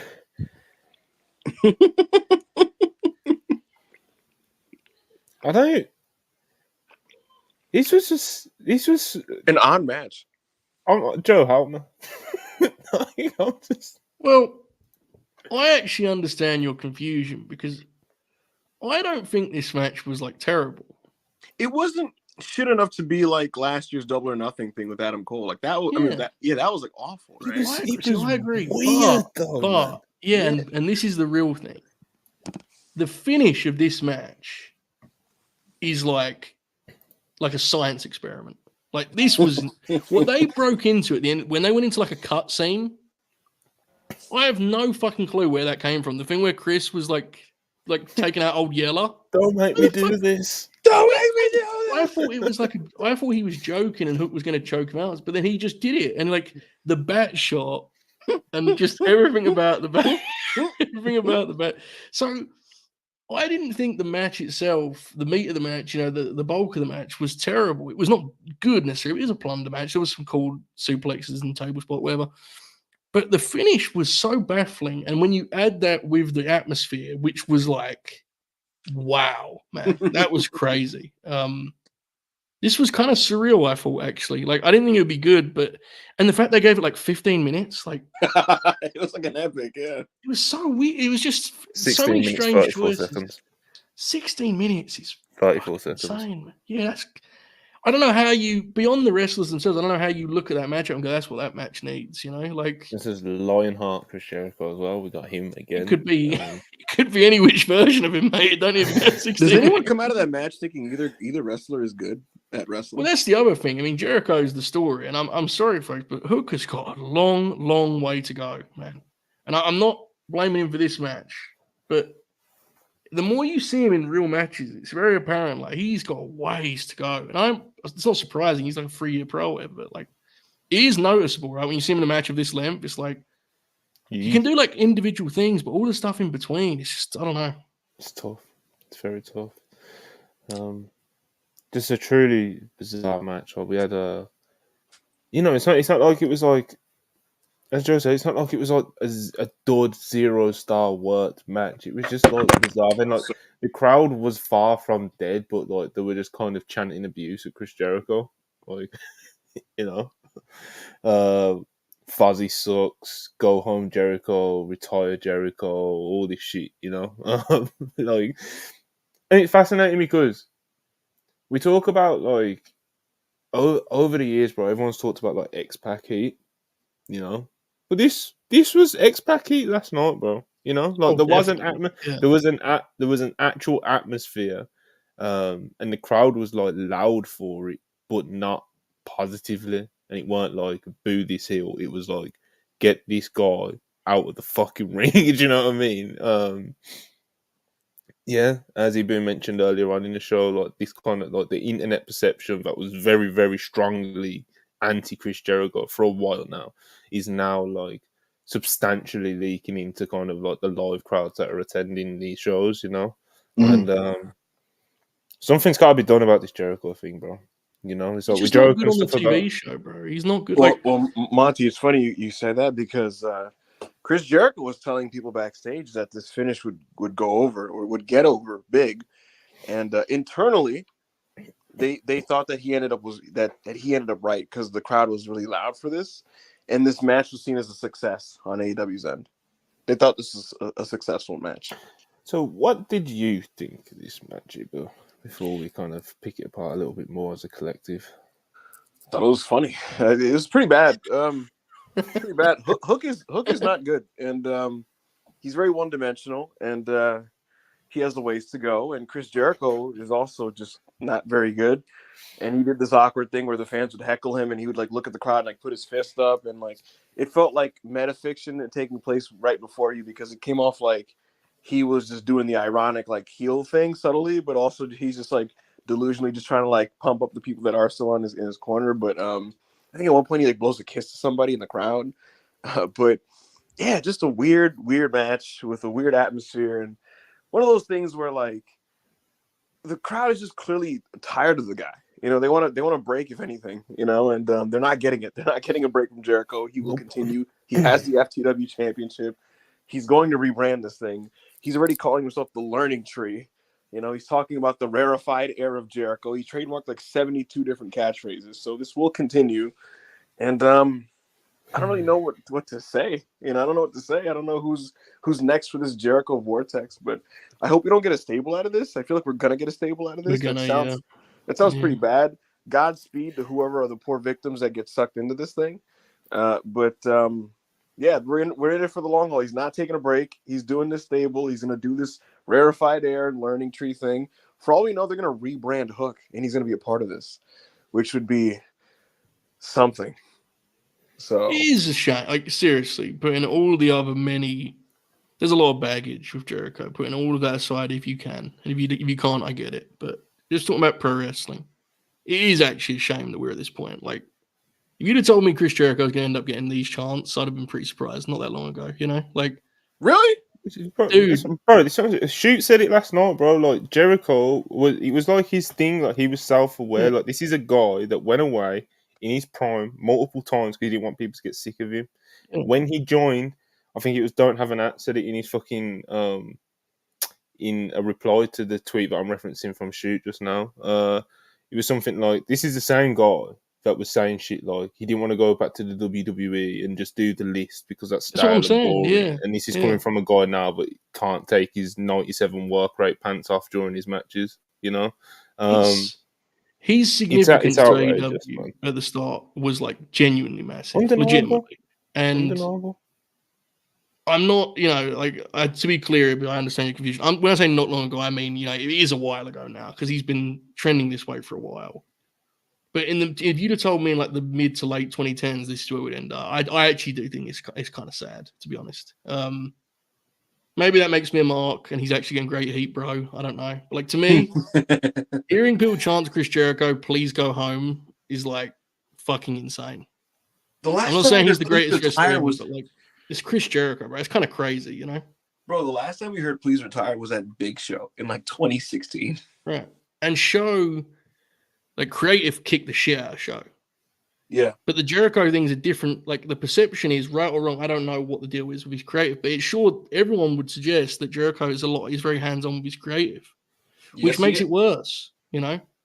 Yeah, because his reputation going into AEW, Exactly, yeah. in the 2010s, like you said, it's like he's self-aware, he's got a good mind for it, he knows, do you know what I mean? And it's like now he's just kind of like, it's like, yeah, he knows who the hot talents up and coming are because he just fucking attaches himself to them, and it's like he's became a lot of the things that like he talks about his time in WCW, and it's like, bro, he's leaning into the reactions because that's the only thing he can do to spin it as a positive, you know? Like, oh, they hated me tonight. It's like, yeah, man, like it's not, it ain't like, and I know there's some guys in the business who think that's a myth, the X-Pac heat thing. To me, this run is proof that's a real thing. Like, this is not the heat you want. I say that with confidence. This is not good, man. He needs to just genuine X-Pac heat, man. It don't happen often, and it's a term that gets thrown around a lot in like wrestling fandom and wrestling circles and stuff. But this was one of the rare occasions, legitimate, you could genuine, feel it. Go away X-Pac heat. You know, it's like their collective like sighing. It's like, oh, you know, and that's a crazy place for us to end up. I say end up. It could, from what Ibu just said, this may be just the start. I don't know. It is just the start. It is a bummer to me. I have to be honest. Poor X-Pac, Poor X-Pac. Yeah. Sean oh man, he's over it, bro. He don't give a shit. He's a talented guy, He does not give a shit. People just decided for no reason in 2000, fuck this guy. It was like, why? It's pretty good. He just had an annoying face and way about him, didn't it? Anyway, yeah. Oh man, it's deeply unfortunate that this got a positive internal reaction from AEW, if that is to be believed. Because it's just outrageous at this point. Like, it's brutal, like whether you're on the end of like thinking it's kind of like just sad and disappointing and it's a shame that we've got to this point with Chris Jericho, or if you're kind of on the more aggressive side of it as like, fuck this guy, get him the fuck away from him. You know what I mean? Either way, which is both are absolutely valid, I think, at this point with him. And I think AEW kind of need to kind of step out of whatever internal bubble they're in to where they can be swayed by Jericho's, I don't know, sweet whispers backstage to convince you that this is working actually, bro. Or whatever it is. Like, someone in creative, or collectively a few people in creative, like, need to genuinely, like, I know it sounds like I'm doing, but someone needs to pull Tony Khan aside, bro, and be like, listen. As Joe mentioned, he was absolutely, undeniably vital to the early days of AEW and establishing them and being like the big name, a big part of why they could snowball and sign people like John Moxley, and then snowball into signing your Adam Cole's and your fucking Bryan Danielsons and then CM Punk's and Jericho was kind of like the big, like, mainstream name to kick all that off, and he was, again, absolutely vital. First AEW World Champion, has reinvented himself countless times, and with Jericho, there's always kind of, over the years, there's always been like hesitation to be like, oh, he's done, because he always bounces back, he always reinvents himself. But these last few reinventions have not hit. He's only getting older, his wrestling's getting worse, his creative ideas are getting more kind of like desperate, and as Joe mentioned, he's clinging on to things like, oh, but the reactions, you just know that's like the way he's going at the moment. And it's just kind of, it's just a pathetic part of what AEW's got going on at the moment, especially when they're trying to create this narrative of like, there's a new dynasty, this is where the best wrestler, etc. And you're trotting Jericho out there to kind of letting him fully get his shit off, bro. Like, you're letting him have 10 minutes of TV time every week, announced angles, live angles, all these different things, pay-per-view matches. He's just won a title. He's probably about to start a new stable. It's fucking outrageous, bro. Like, something he genuinely totally sticks out, dude. Yeah, he something totally needs to be done. And I know there's the whole thing of like the internet fan, like, dude, I wish my brother and dad every week, they don't fucking go on Twitter, they don't know any of the stuff we know about Jericho, or we've heard, whatever everyone talks about Jericho, all of it, because there's a lot of it. They don't know any of that. I think he's bad on the TV show. Like, there's a reason the fans in the building are reacting that way, man. Like, this isn't like like some sort of online deal. Like, he's not, the segments are really bad right now. The hook segments have been terrible every week. They have no chemistry. His matches are getting worse. It's a shame. I think at the very least, if he doesn't want to retire, I think you at least have to just reset him and send him home for a few months and just figure out something new. I don't understand the reason to like persevere with it, but it's so clearly the like big issue on the show. It's very obvious. It's fucking brutal. It's fucking brutal. Well, anyway, Chris Jericho is the FTW champion, and I'm sure it's not wrestle. It's genuine not wrestle crap at this point. You know, It's a shame. Yeah. Yeah, it's just it's terrible. You know, genuine low point of the night. Anyway, anyway. You know, I need a quick refresh. I'm gonna do a couple super chats, guys. So, 2 minutes, and we'll get to like the final 4 matches of the show. Great closing stretch. Anwar, $10, appreciate you. Thank you, Paragraph Man, for not deleting the space. American Dragon and Billiam are on some Super Saiyan BS this year. They keep ascending with every big match. Pac getting that love last night was great. Yeah, man. Yeah, man. Yeah, Ibu, you didn't delete your space last night. Yeah, I frankly just forgot to. Yeah, so that's what it is, I guess. You know, I tried to listen, but you opened up with Zubaz doing a bit that didn't work, and it was just all right. Yeah, he botched that. You got to skip the first like 5 minutes. I gave him a chance there. It took a while for that one. You know, felt like a wrestling match that opened with like 3 botched spots. You know. And I was like way too tired to like recover it, you know. So I just let him flop, and then I was like, anyway. So Dynasty was pretty good. Just powered through it. Manson 84 199 appreciate it. Which is better, Busaiku knee or the V trigger? Bro, that was like, bro, when you caught him in midair, like the one where he's fully like clean in the head, like that was sick. I would say V trigger, but that one was so great that I staggered on the answer because that was the one that was in my brain, you know. Yeah. V trigger, when it's like perfectly executed and makes that great sound, and especially like in his peak New Japan days, it's like one of the greatest moves of all time. Yeah, I agree. Kind of iconic. You know, but the amount of people that have like tried to do like their version of it, and that's not to say like every knee is a copycat, you know, because it's not. But dudes do high knees and it sucks. Yeah, like, people blatantly like there has been a few people over like the past 6-7 years that are like blatantly trying to like do. There's one on trigger. There's probably like 3 on Impact every week, bro. It's crazy. It's like it's infected the masses. Kale, 50 pesos, appreciate it. I think they approached this Willa versus Mercedes feud very strangely, rushed IMO, but they can make some real magic in a program. Absolutely, man. Absolutely. Yeah, it's been a weird start to Mercedes' journey in AEW, but you know, once you get arrested, everything can change. And as Ibu mentioned earlier, like one hot angle is all you need, you know, to completely just like turn everything around. Could potentially main event. Double or nothing. Jumanji Hunter, $2, appreciate you. Not an Osprey guy usually, but this was my best ever. I'm assuming best ever match. Bro, honestly, like, I'm not an Osprey guy. I appreciate him. Absolutely appreciate him. I think he's one of the great wrestlers and etc. etc.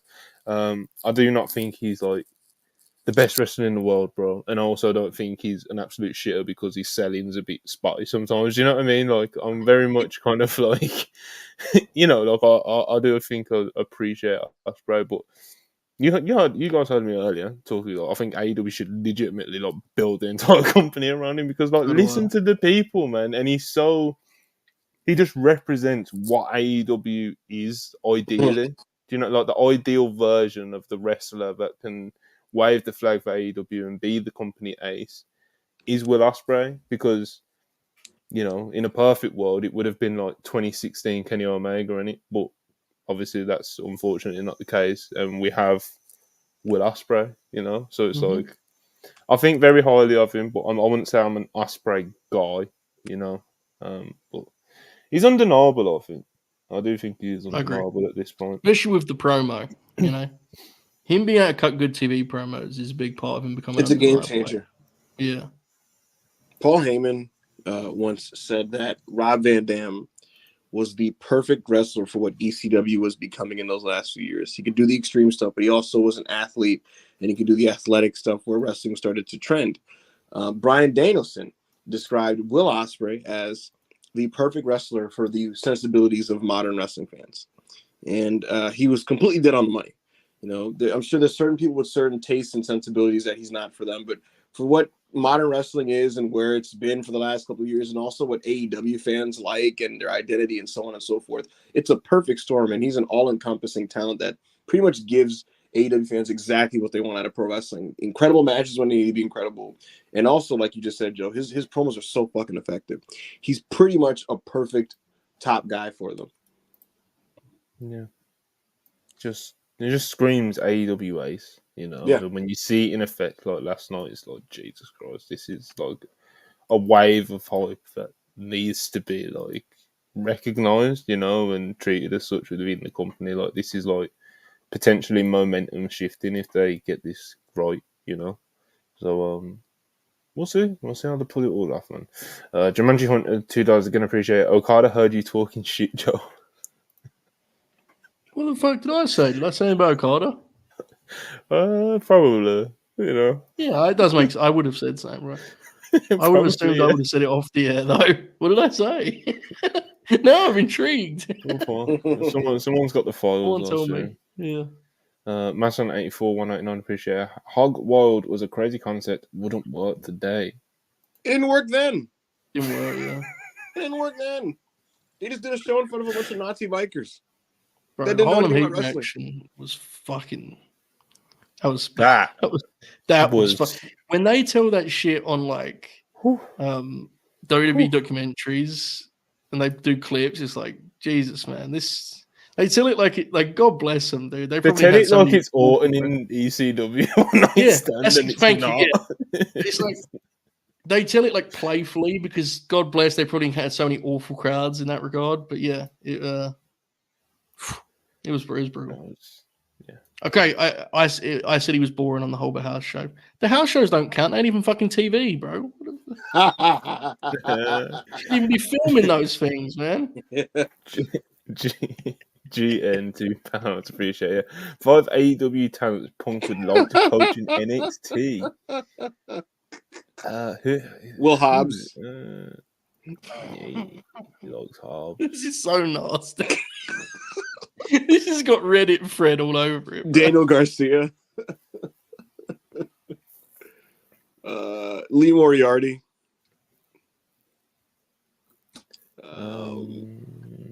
Action Andretti. I'm actually doing an accurate one here. Who would be the last one? I'm struggling for a fifth guy here. Think of a female. Ooh, that's a good one. There you go. Okay. Let's go with Diamante. Yeah, man. I'm sorry, I got to ask. Where the fuck did Action Andretti come from? I'll tell you off air. All right, fine. Go carry on. I was thinking the exact same thing. Yeah. I was like, I am asking him after the show. Dan Walker, £2, appreciate it. What do you guys think of MJF and Wardlow tag team? No, thank you. No, thank you. Tribal Chief 499, appreciate you. Time for the man of 1,004 holds, Chris Jericho, to have a 2-star classic with Zack Sabre Jr. at All In. Wembley's about to get some gas wrestling for sure. Why do people keep putting this curse on us? People were doing it, I think it was Thursday, where it's like, you know, Charlie unfortunately put it out into the world, you know, like being terrified of what Jericho might try and politic his way into doing it All In, and the possibility of Zack Sabre Jr. came up. And we have breaking news, Monty. We have a WWE re-signing. Nope. Who we got? Who you got for me, Bob? Finn Balor is not going anywhere. Makes sense. Per Finn Balor. He said, and I quote, "I would like to take this moment to say thank you to WWE for 10 incredible years." I'm going to stop this accent now. And after much thought and consideration, I had decided that now is the right time to say I ain't going nowhere. Good for Finn.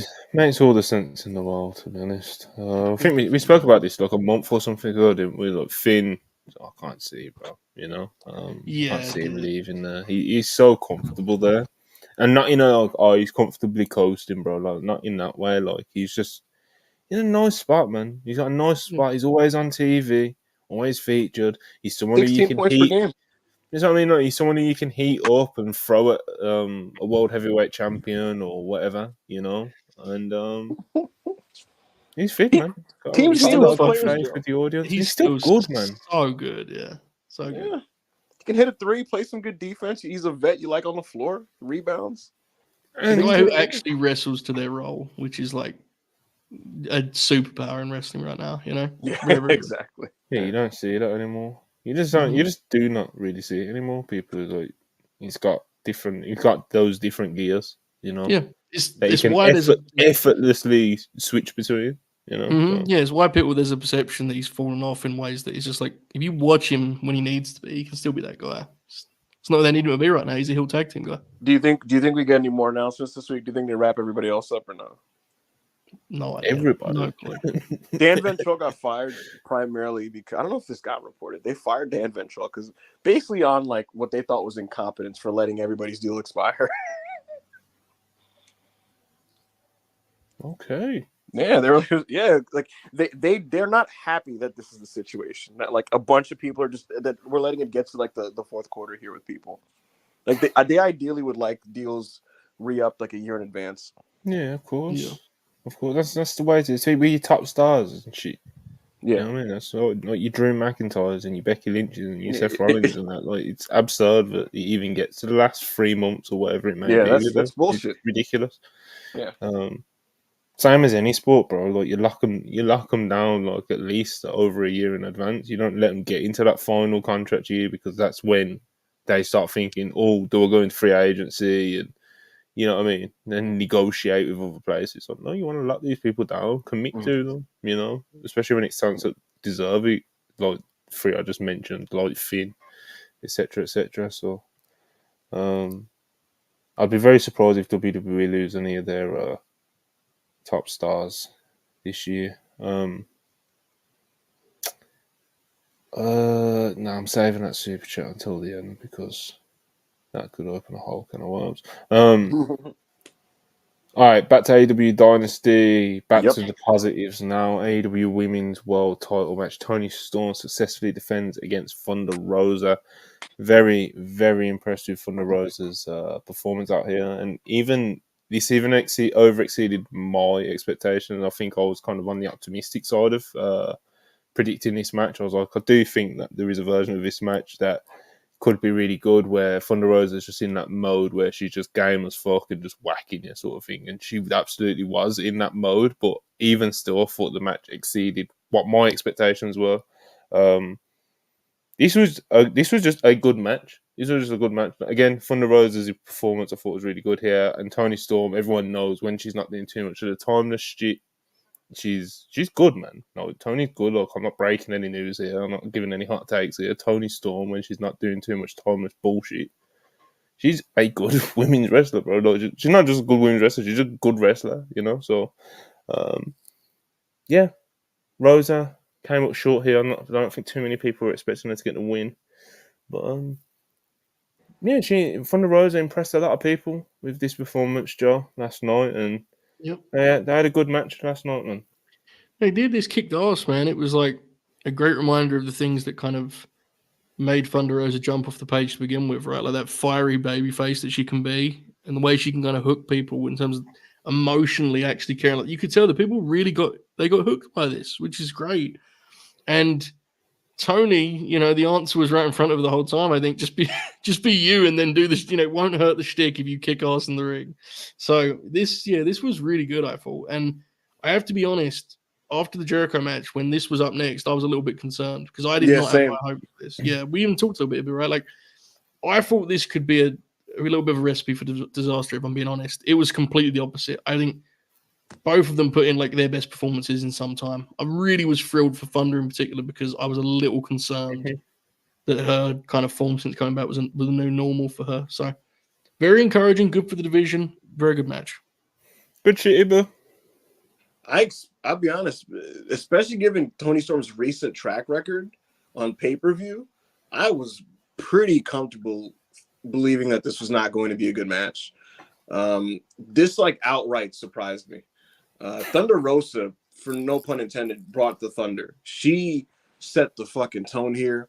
The match began, and she is just on fire with the energy and the effort, and she just set the tone.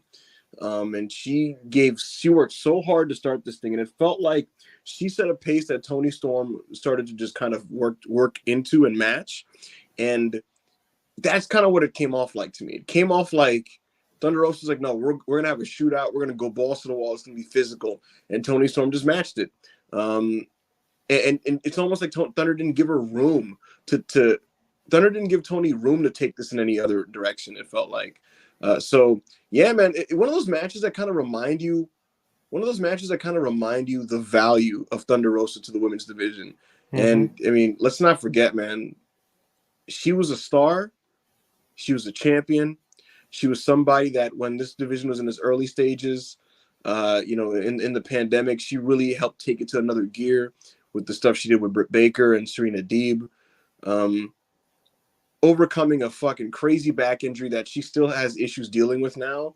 And she came out here and made sure this didn't fucking suck. And like you said, Joe, when this was following Jericho, I made a tweet about it. I was like, oh no, like this show might go down a bad direction, but it didn't.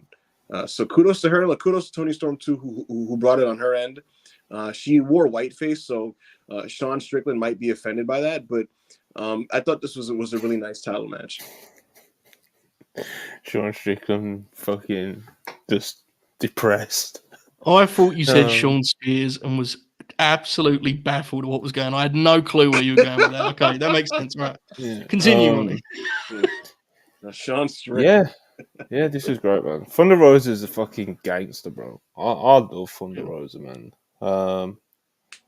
Listen, she's had a couple rough outings, like pre-injury, and even since coming back and getting her feet back underneath her. But as Ibu said, like this matches like this kind of remind people of her potential value to this division.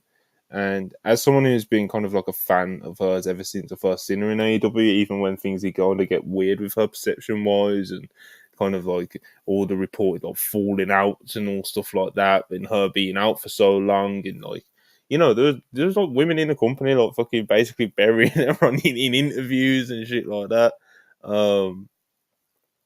It was a weird time for her, and a lot of people kind of just ran with certain narratives, and it was just like, man, people are being a bit harsh on Rosa here, you know. And when she goes out there and just kind of kills it like this, it's just like, see, people slept on Rosa, man. And again, like I said, I'm not ignoring that she has had some rough outings, you know, but that's kind of. Not obviously, I don't love the fact that she has rough outings sometimes, but it's kind of like, to me, part of the appeal that she's like a bit gritty, rough around the edges, you know, and just sometimes she just brings it like she did last night, and she's just gangster, man. I love Thunder Rosa. But yeah, hopefully they got some more stuff for her, and she don't just kind of like fade into obscurity, you know.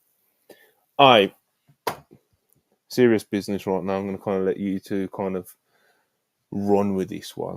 Will Osprey, Bryan Danielson, 32 minutes and 40 seconds of just kind of otherworldly professional wrestling and ability, and just, I don't know. That's it. I'm just going to give you two the ball on this one, because I ain't really kind of, even after the match ended yesterday, like all I tweeted on the WrestlePurists account was like, wow, because I can't quite put into words how I feel about this match, you know. And it's not even like my favourite match of all time or anything like that. It was just like, it was absurd. Like, this match was ridiculous, you know. Ibu, I'll go to you first. Osprey, Danielson, how did it make you feel? What did you think of it? Any notes from the match, or just kind of do you think, you know, freestyle for the people? Sure. The Knicks are currently making me feel depressed, but this match did certainly the opposite. Otherworldly, you know. Like any superlative that you want to give it, feel free to do so. But Bryan Danielson is like beyond comprehension. And Will Osprey in this match was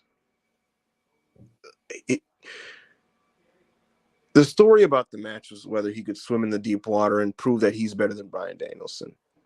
You know, he believes himself to be the best wrestler in the world, but you can't prove it until you beat the incumbent best, and that's Bryan in canon and lore and in reality. And so he had the opportunity here to beat him mano a mano straight up, and the way that story materialized throughout the match was so fucking cool. So fucking cool. There was physicality, there was athleticism. He did all of his stuff. Bryan did all of his stuff. Bryan tried to turn this into one of those deals where, like, he tried to summon the toughness and grit out of Will Osprey. Will Osprey showed that he very much has that in his repertoire and his arsenal. And just back and forth, they're plugging in their own stuff. Like, it didn't trend in one person's direction. It was just them doing their shit on each other. And my goodness, even before we got to the counters and the closing stretches, this was already like excellent. So much so that, like, we hit one climax when Bryan hits the first Busaiku knee, and it felt like that was a genuinely viable finisher. And in modern wrestling, just the way that wrestling matches are paced and laid out, like, usually the first finisher, I'm expecting a kick out here, but like, they successfully achieved a proper near fall to me, where I was like, that might be the finish. And when he kicked out, I had to leave my room. I was like, holy shit. So, heart stopping. Oh my goodness. And then from there, it's just unbelievable. Like, it's otherworldly, ungodly professional wrestling. The counters, the finishers, the Busaiku knees, the Busaiku knee counters, the triangle chokes, the fucking one-arm Styles Clash, trying to do an ass cutter and getting kicked in the head, legitimately getting kicked in or kneed in the head. We'll get to that closing stretch where it's dramatic. It turns into fucking anime. It turns into Dragon Ball Z. They're staring at each other across the ring, and they know what they have on them. Like, listen, it's almost like a Western where, like, it's almost like they're both gonna draw their guns and they're in a standoff, and whatever happens. And look, we know what the weapon is. They're telegraphing it, and yet, man, Bryan, it's just a battle of wills in that final struggle, that final clash, and ultimately, Will Osprey prevails, and then he does this fucking insane, like, tiger driver right on Danielson's head. He does the unhinged fucking twitching and shit, which at this point we all know Bryan's game. Like, I wasn't fooled by this, but he did a great job selling it, and yeah, like he's doing a fucking seizure cell, and I'm like, this. Yeah, appreciated it. Yeah, I'm like, he's just a sick fuck, but he's a freak. He's a freak. Yeah, but and then we got one more hidden blade. This is gorgeous. This is fucking gorgeous. I even beyond getting into the story implications and what's going to happen in the future and where this is going to go, as a match, it was pretty beyond belief. I expected it to be great, right? But, like, it was hard to visualize what this was going to look like. And I guess sometimes you just gotta, like, let the great wrestlers just be great and, like, not overthink it. Like, I don't overthink. The two of the great wrestlers in the world today are gonna have an amazing match, and they had a generational wrestling match. Yeah, this was a special night, and the crowd absolutely was special throughout this, and regardless of how spectacular Osprey and Danielson were in this match, as Ibu laid out to everyone, the crowd was just special for this match as well. But yeah, Joe Hulbert, crazy stuff. I appreciate that you passed the ball to both Ibu and myself, but I'm really glad that he was able to deliver, because I don't actually know what to say about this match, legitimately, because it was the things that made this great were very, like, raw and instinctual to me on first watch, in the sense that I got swept up in it. So it's one I'm going to rewatch, obviously, and when I do, hopefully I can provide more analysis, because watching live, it was actually just like the dream match thing felt fitting here, truly, and it actually did feel like kind of like some sort of dreamlike state. they would have these sequences that felt like a different thing. It was like this was a great wrestling show. There were moments in this match that felt like they belonged on like a different show altogether. They were too good for this setting, which again, let me stress, this was a great wrestling show. Osprey, his execution is like, we've always said otherworldly, but it really is extraordinary. The moment that Ibu kind of circled is the one that stuck with me most, of the kind of gunslinger stare down. And Danielson has this expression when Osprey pulls back the elbow pad of it's kind of an expression of this isn't going to go well for me. This isn't a race I'm going to win. You can see he kind of grits his teeth, And then with his gritted teeth, he then steps upright and does the yes chant. And it's basically Brian like walking into the flames, like he's like staring death. And he's like, fuck it. Only one way to do this, right? I've got to try my best to land my own kill shot. And that may be, in terms of like, when you say moments, that includes like, returns, debuts, entrances, all that stuff. In terms of a moment within a match, I should say, I think that might be the greatest in AEW history, to be honest. It was so built up to that moment as well. Exactly. In the sense of, like, the early phases of the match where like Brian's being like Brian, like you're very used to seeing, like he's kind of cocky and he's trying to like out wrestle him. Then like Will Ospreay would have his moments where he would just straight up outgun Danielson. He would do something really dynamic and athletic. And throughout the course of the match, building to that moment, it's like Brian is realizing he's outgunned here. Yeah, he answers every question he asks. Yeah, every question Dragon asks, Osprey has an answer. And at the end, Brian's left with his own question, which is just like, how do I go out here, basically? Because the way that Osprey hits that hidden blade, and again, that's where the execution, I mentioned this recently, but Nigel McGuinness did a great interview with Chris Hero on High Spots, which I strongly recommend. And he had this moment where he said, you'll hear old guys say moves on everything. And he goes, they can be if the moves are good. And I don't want to be dismissive of the psychology and the nuance to Osprey's work. I don't want to be, because I don't think that's fair. But there is something to be said for, look at the way this stuff comes off, man. Look at the way it lands. Look at the way it feels, it sounds. I don't know. I think there's more power to that than segments like this and reviews can do justice sometimes. I really do. And it's more and more I believe that, actually. I found this to be breathtaking, exhilarating, and is, honestly one of the more special matches I can recall. This was extraordinary. Very, get a fucking rebound. Ibu screaming at the Knicks. We've got 10 minutes left. I think that's more than enough time. Osprey Danielson, very special match. Of course, Osprey very guilty after feeling like he just killed Bryan Danielson, But, we'll see how that all plays out. All right, so this match has just happened. The crowd is just fucking... The crowd's levitating for like 90% of this match that we've just watched. Probably more like 99% of this match that we just watched. Like, you get into the closing stage of this match and you're already seeing the tweets and you're already starting to think yourself, like, how, and what fucking follows this? Like, just stop professional wrestling right now. Do you know what I mean? Like, I've even seen people today people like UK-based people who didn't get to watch it live last night, when they're watching the show for the first time, they get to this match and it's like, after it, they're like, yo, I need to take a break. You know what I'm saying? I need to take a break. I need to step away from the computer. I need to step away from the TV for a minute, because like, what follows that? I'll tell you what fucking follows that, Joe. Two of the absolute greatest tag teams of all time just going out there and putting on one of the most insane, just sheer efforts I've ever seen. They did it. They followed this match, bro. Like, yeah, of course, at the start, they had to get the people with them, and that was perfectly understandable. And as a viewer, like I was more than forgiving for that. Do you know what I mean? Because I was seeing what they were cooking in those early stages, bro. You could tell they were like, we are not letting this crowd die on us. And they just kept going, and it just got more psychotic, and they're just fucking bumping all over the place. They're crashing and burning. They're just fucking... This is just... you said it on Twitter, Joe. Legacy defining, because who else could have gone in this spot and did what they did here? You know, just Yeah. nobody. There isn't a pairing in wrestling in the world right now that could have gone after this match and have it succeed to the level that this did. This was,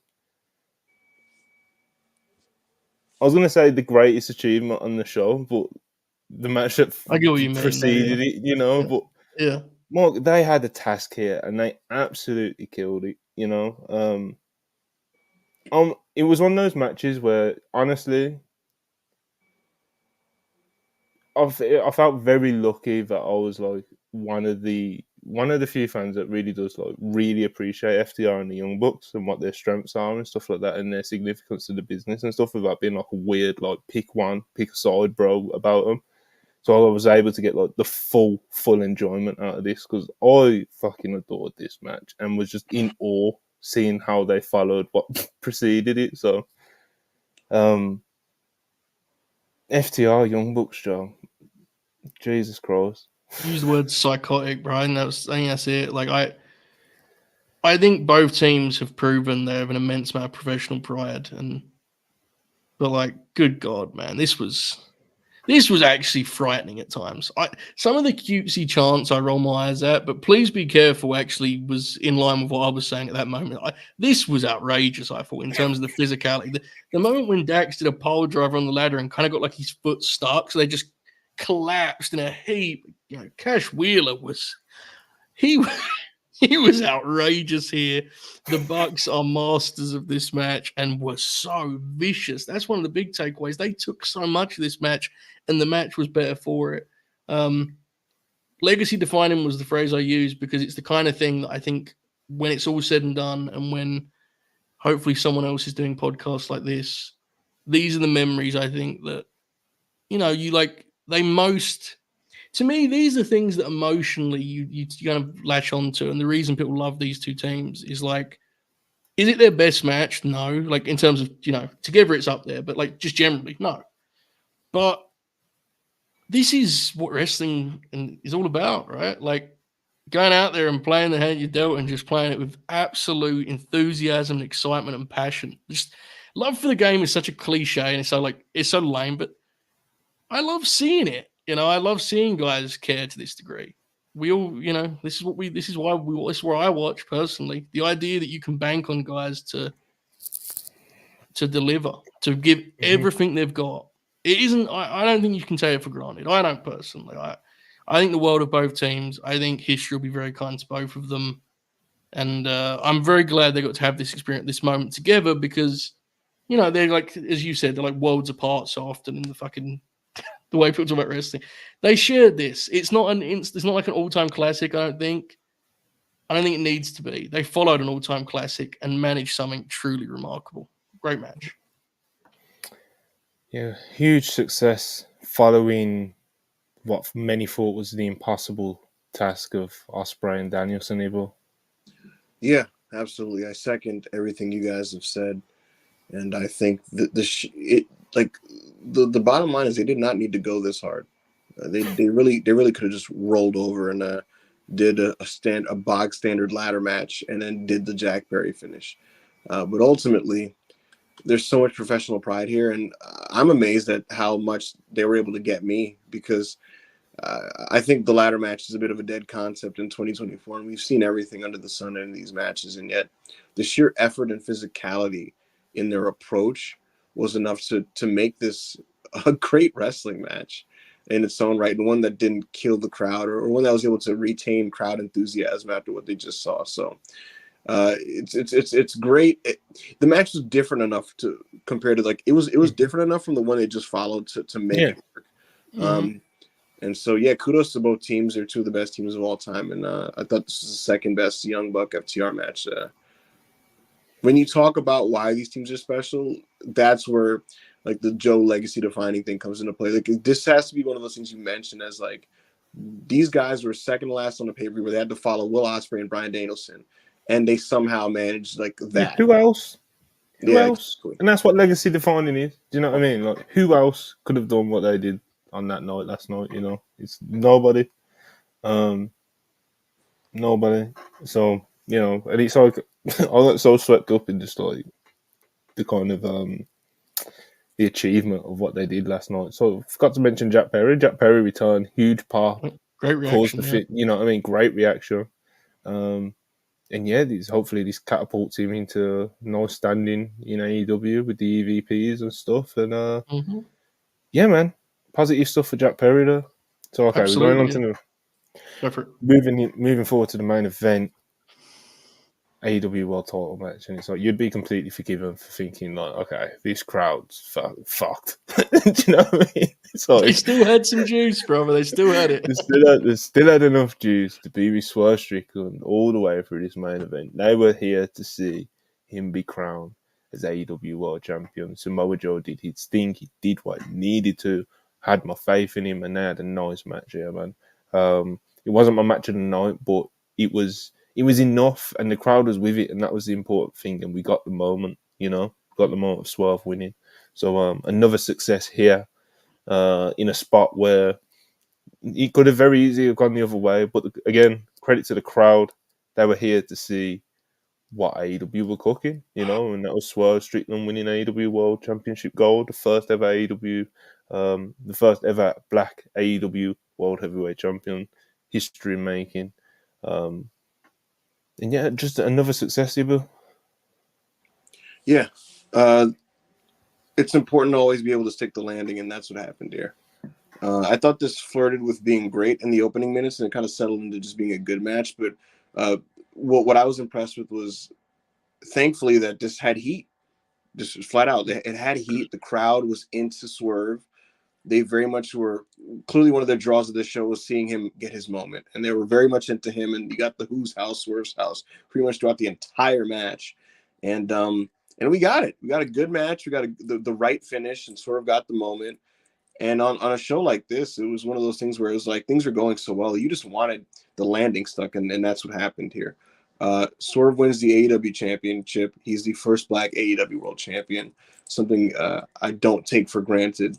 And a very deserved moment for him because he had his head down. He worked. He got really over. He pretty much made it clear he was up next for months at this point after that really successful Hangman Page feud. And we've now arrived at this point where he's finally the champion and he's the guy.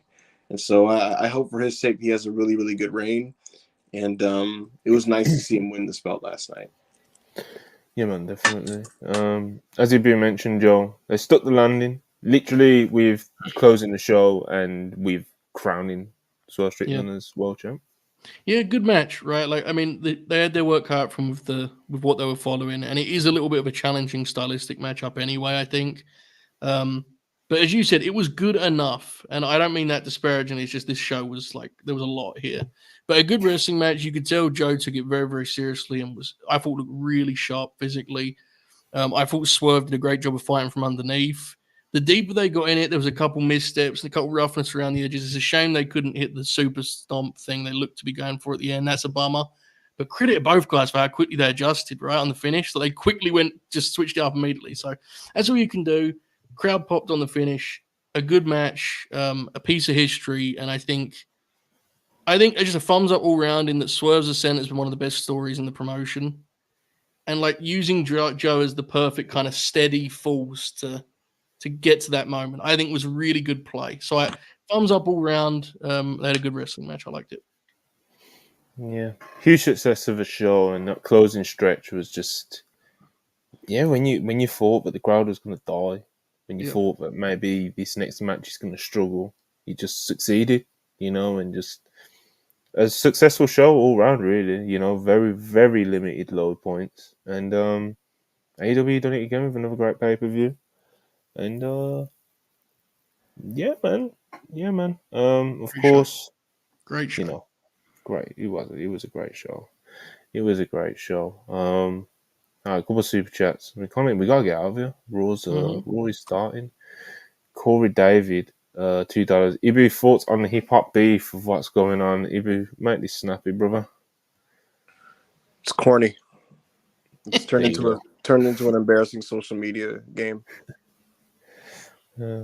Benedictine, $10 Australian. Appreciate it. Dragon is the most beloved underdog babyface of his era, but is better as a mean-spirited bully heel, but can somehow instantly switch between the two, believably, and bring the crowd with him. He's an alien. Joe said he can do fucking anything. You know, he Oh my fucking god! he can do anything. All right, man. Let's wrap it up. You know, Raw's starting. We got Pat Mack and Michael Cole in the ring. What's going on here? Anyway. What is WCW? I was gonna say, yeah, Raw review tomorrow. Yeah, man. Obviously, let's do quick predictions. Women's Battle Royal. New women's champion is going to be crowned tonight. Of course, Rhea Ripley vacated last week. Who are we voting? Man, who are we predicting? I want Liv to win. I'm going Nia Jax. I just want Liv to win, so Ibu can be really mean to me tomorrow. I want Becky Lynch to win. Hopefully, it's her. I feel like they wouldn't end her vacation short and bring her out here to lose, but maybe she does lose. Hopefully not. It could be either her, Liv Morgan, or Nia Have a vacation. I mean, she tweeted herself, "My vacation is over." So, you know. Beast. Didn't even have one. Exactly. Little weekend. Had tea with the parents, you know. But yeah, man. But yeah, my vote's Nia Jax, so at least we all got a different vote there, you know. Is there anything else? Jacob Fatu. It's expected this week at some point, apparently. Oh, I said it on. Was it Sunday's show? Get ready, people. Get ready. Get fucking ready. He's an animal. He's a fucking animal. All right, let's get out of here, man. We're 5 minutes into Raw. Don't want to ruin everyone's night. Can't be missing that opening segment of Raw, can you? All right. Please like and subscribe, people. It does help. No, it only takes a second from you, but it does help us out. If you're watching this on replay, please leave a comment. And yeah, man, we'll back tomorrow. Raw review, Ibu and Rob, and hopefully Ibu's not upset about who the women's champion is. You know, There's something else I could be upset about going in tomorrow, but we'll see. We'll see how this game goes. Jay Uso's coming out. I gotta get out of there. Yeah. All right, like, subscribe, appreciate it, super chats, appreciate you guys tuning in. Back tomorrow. Peace.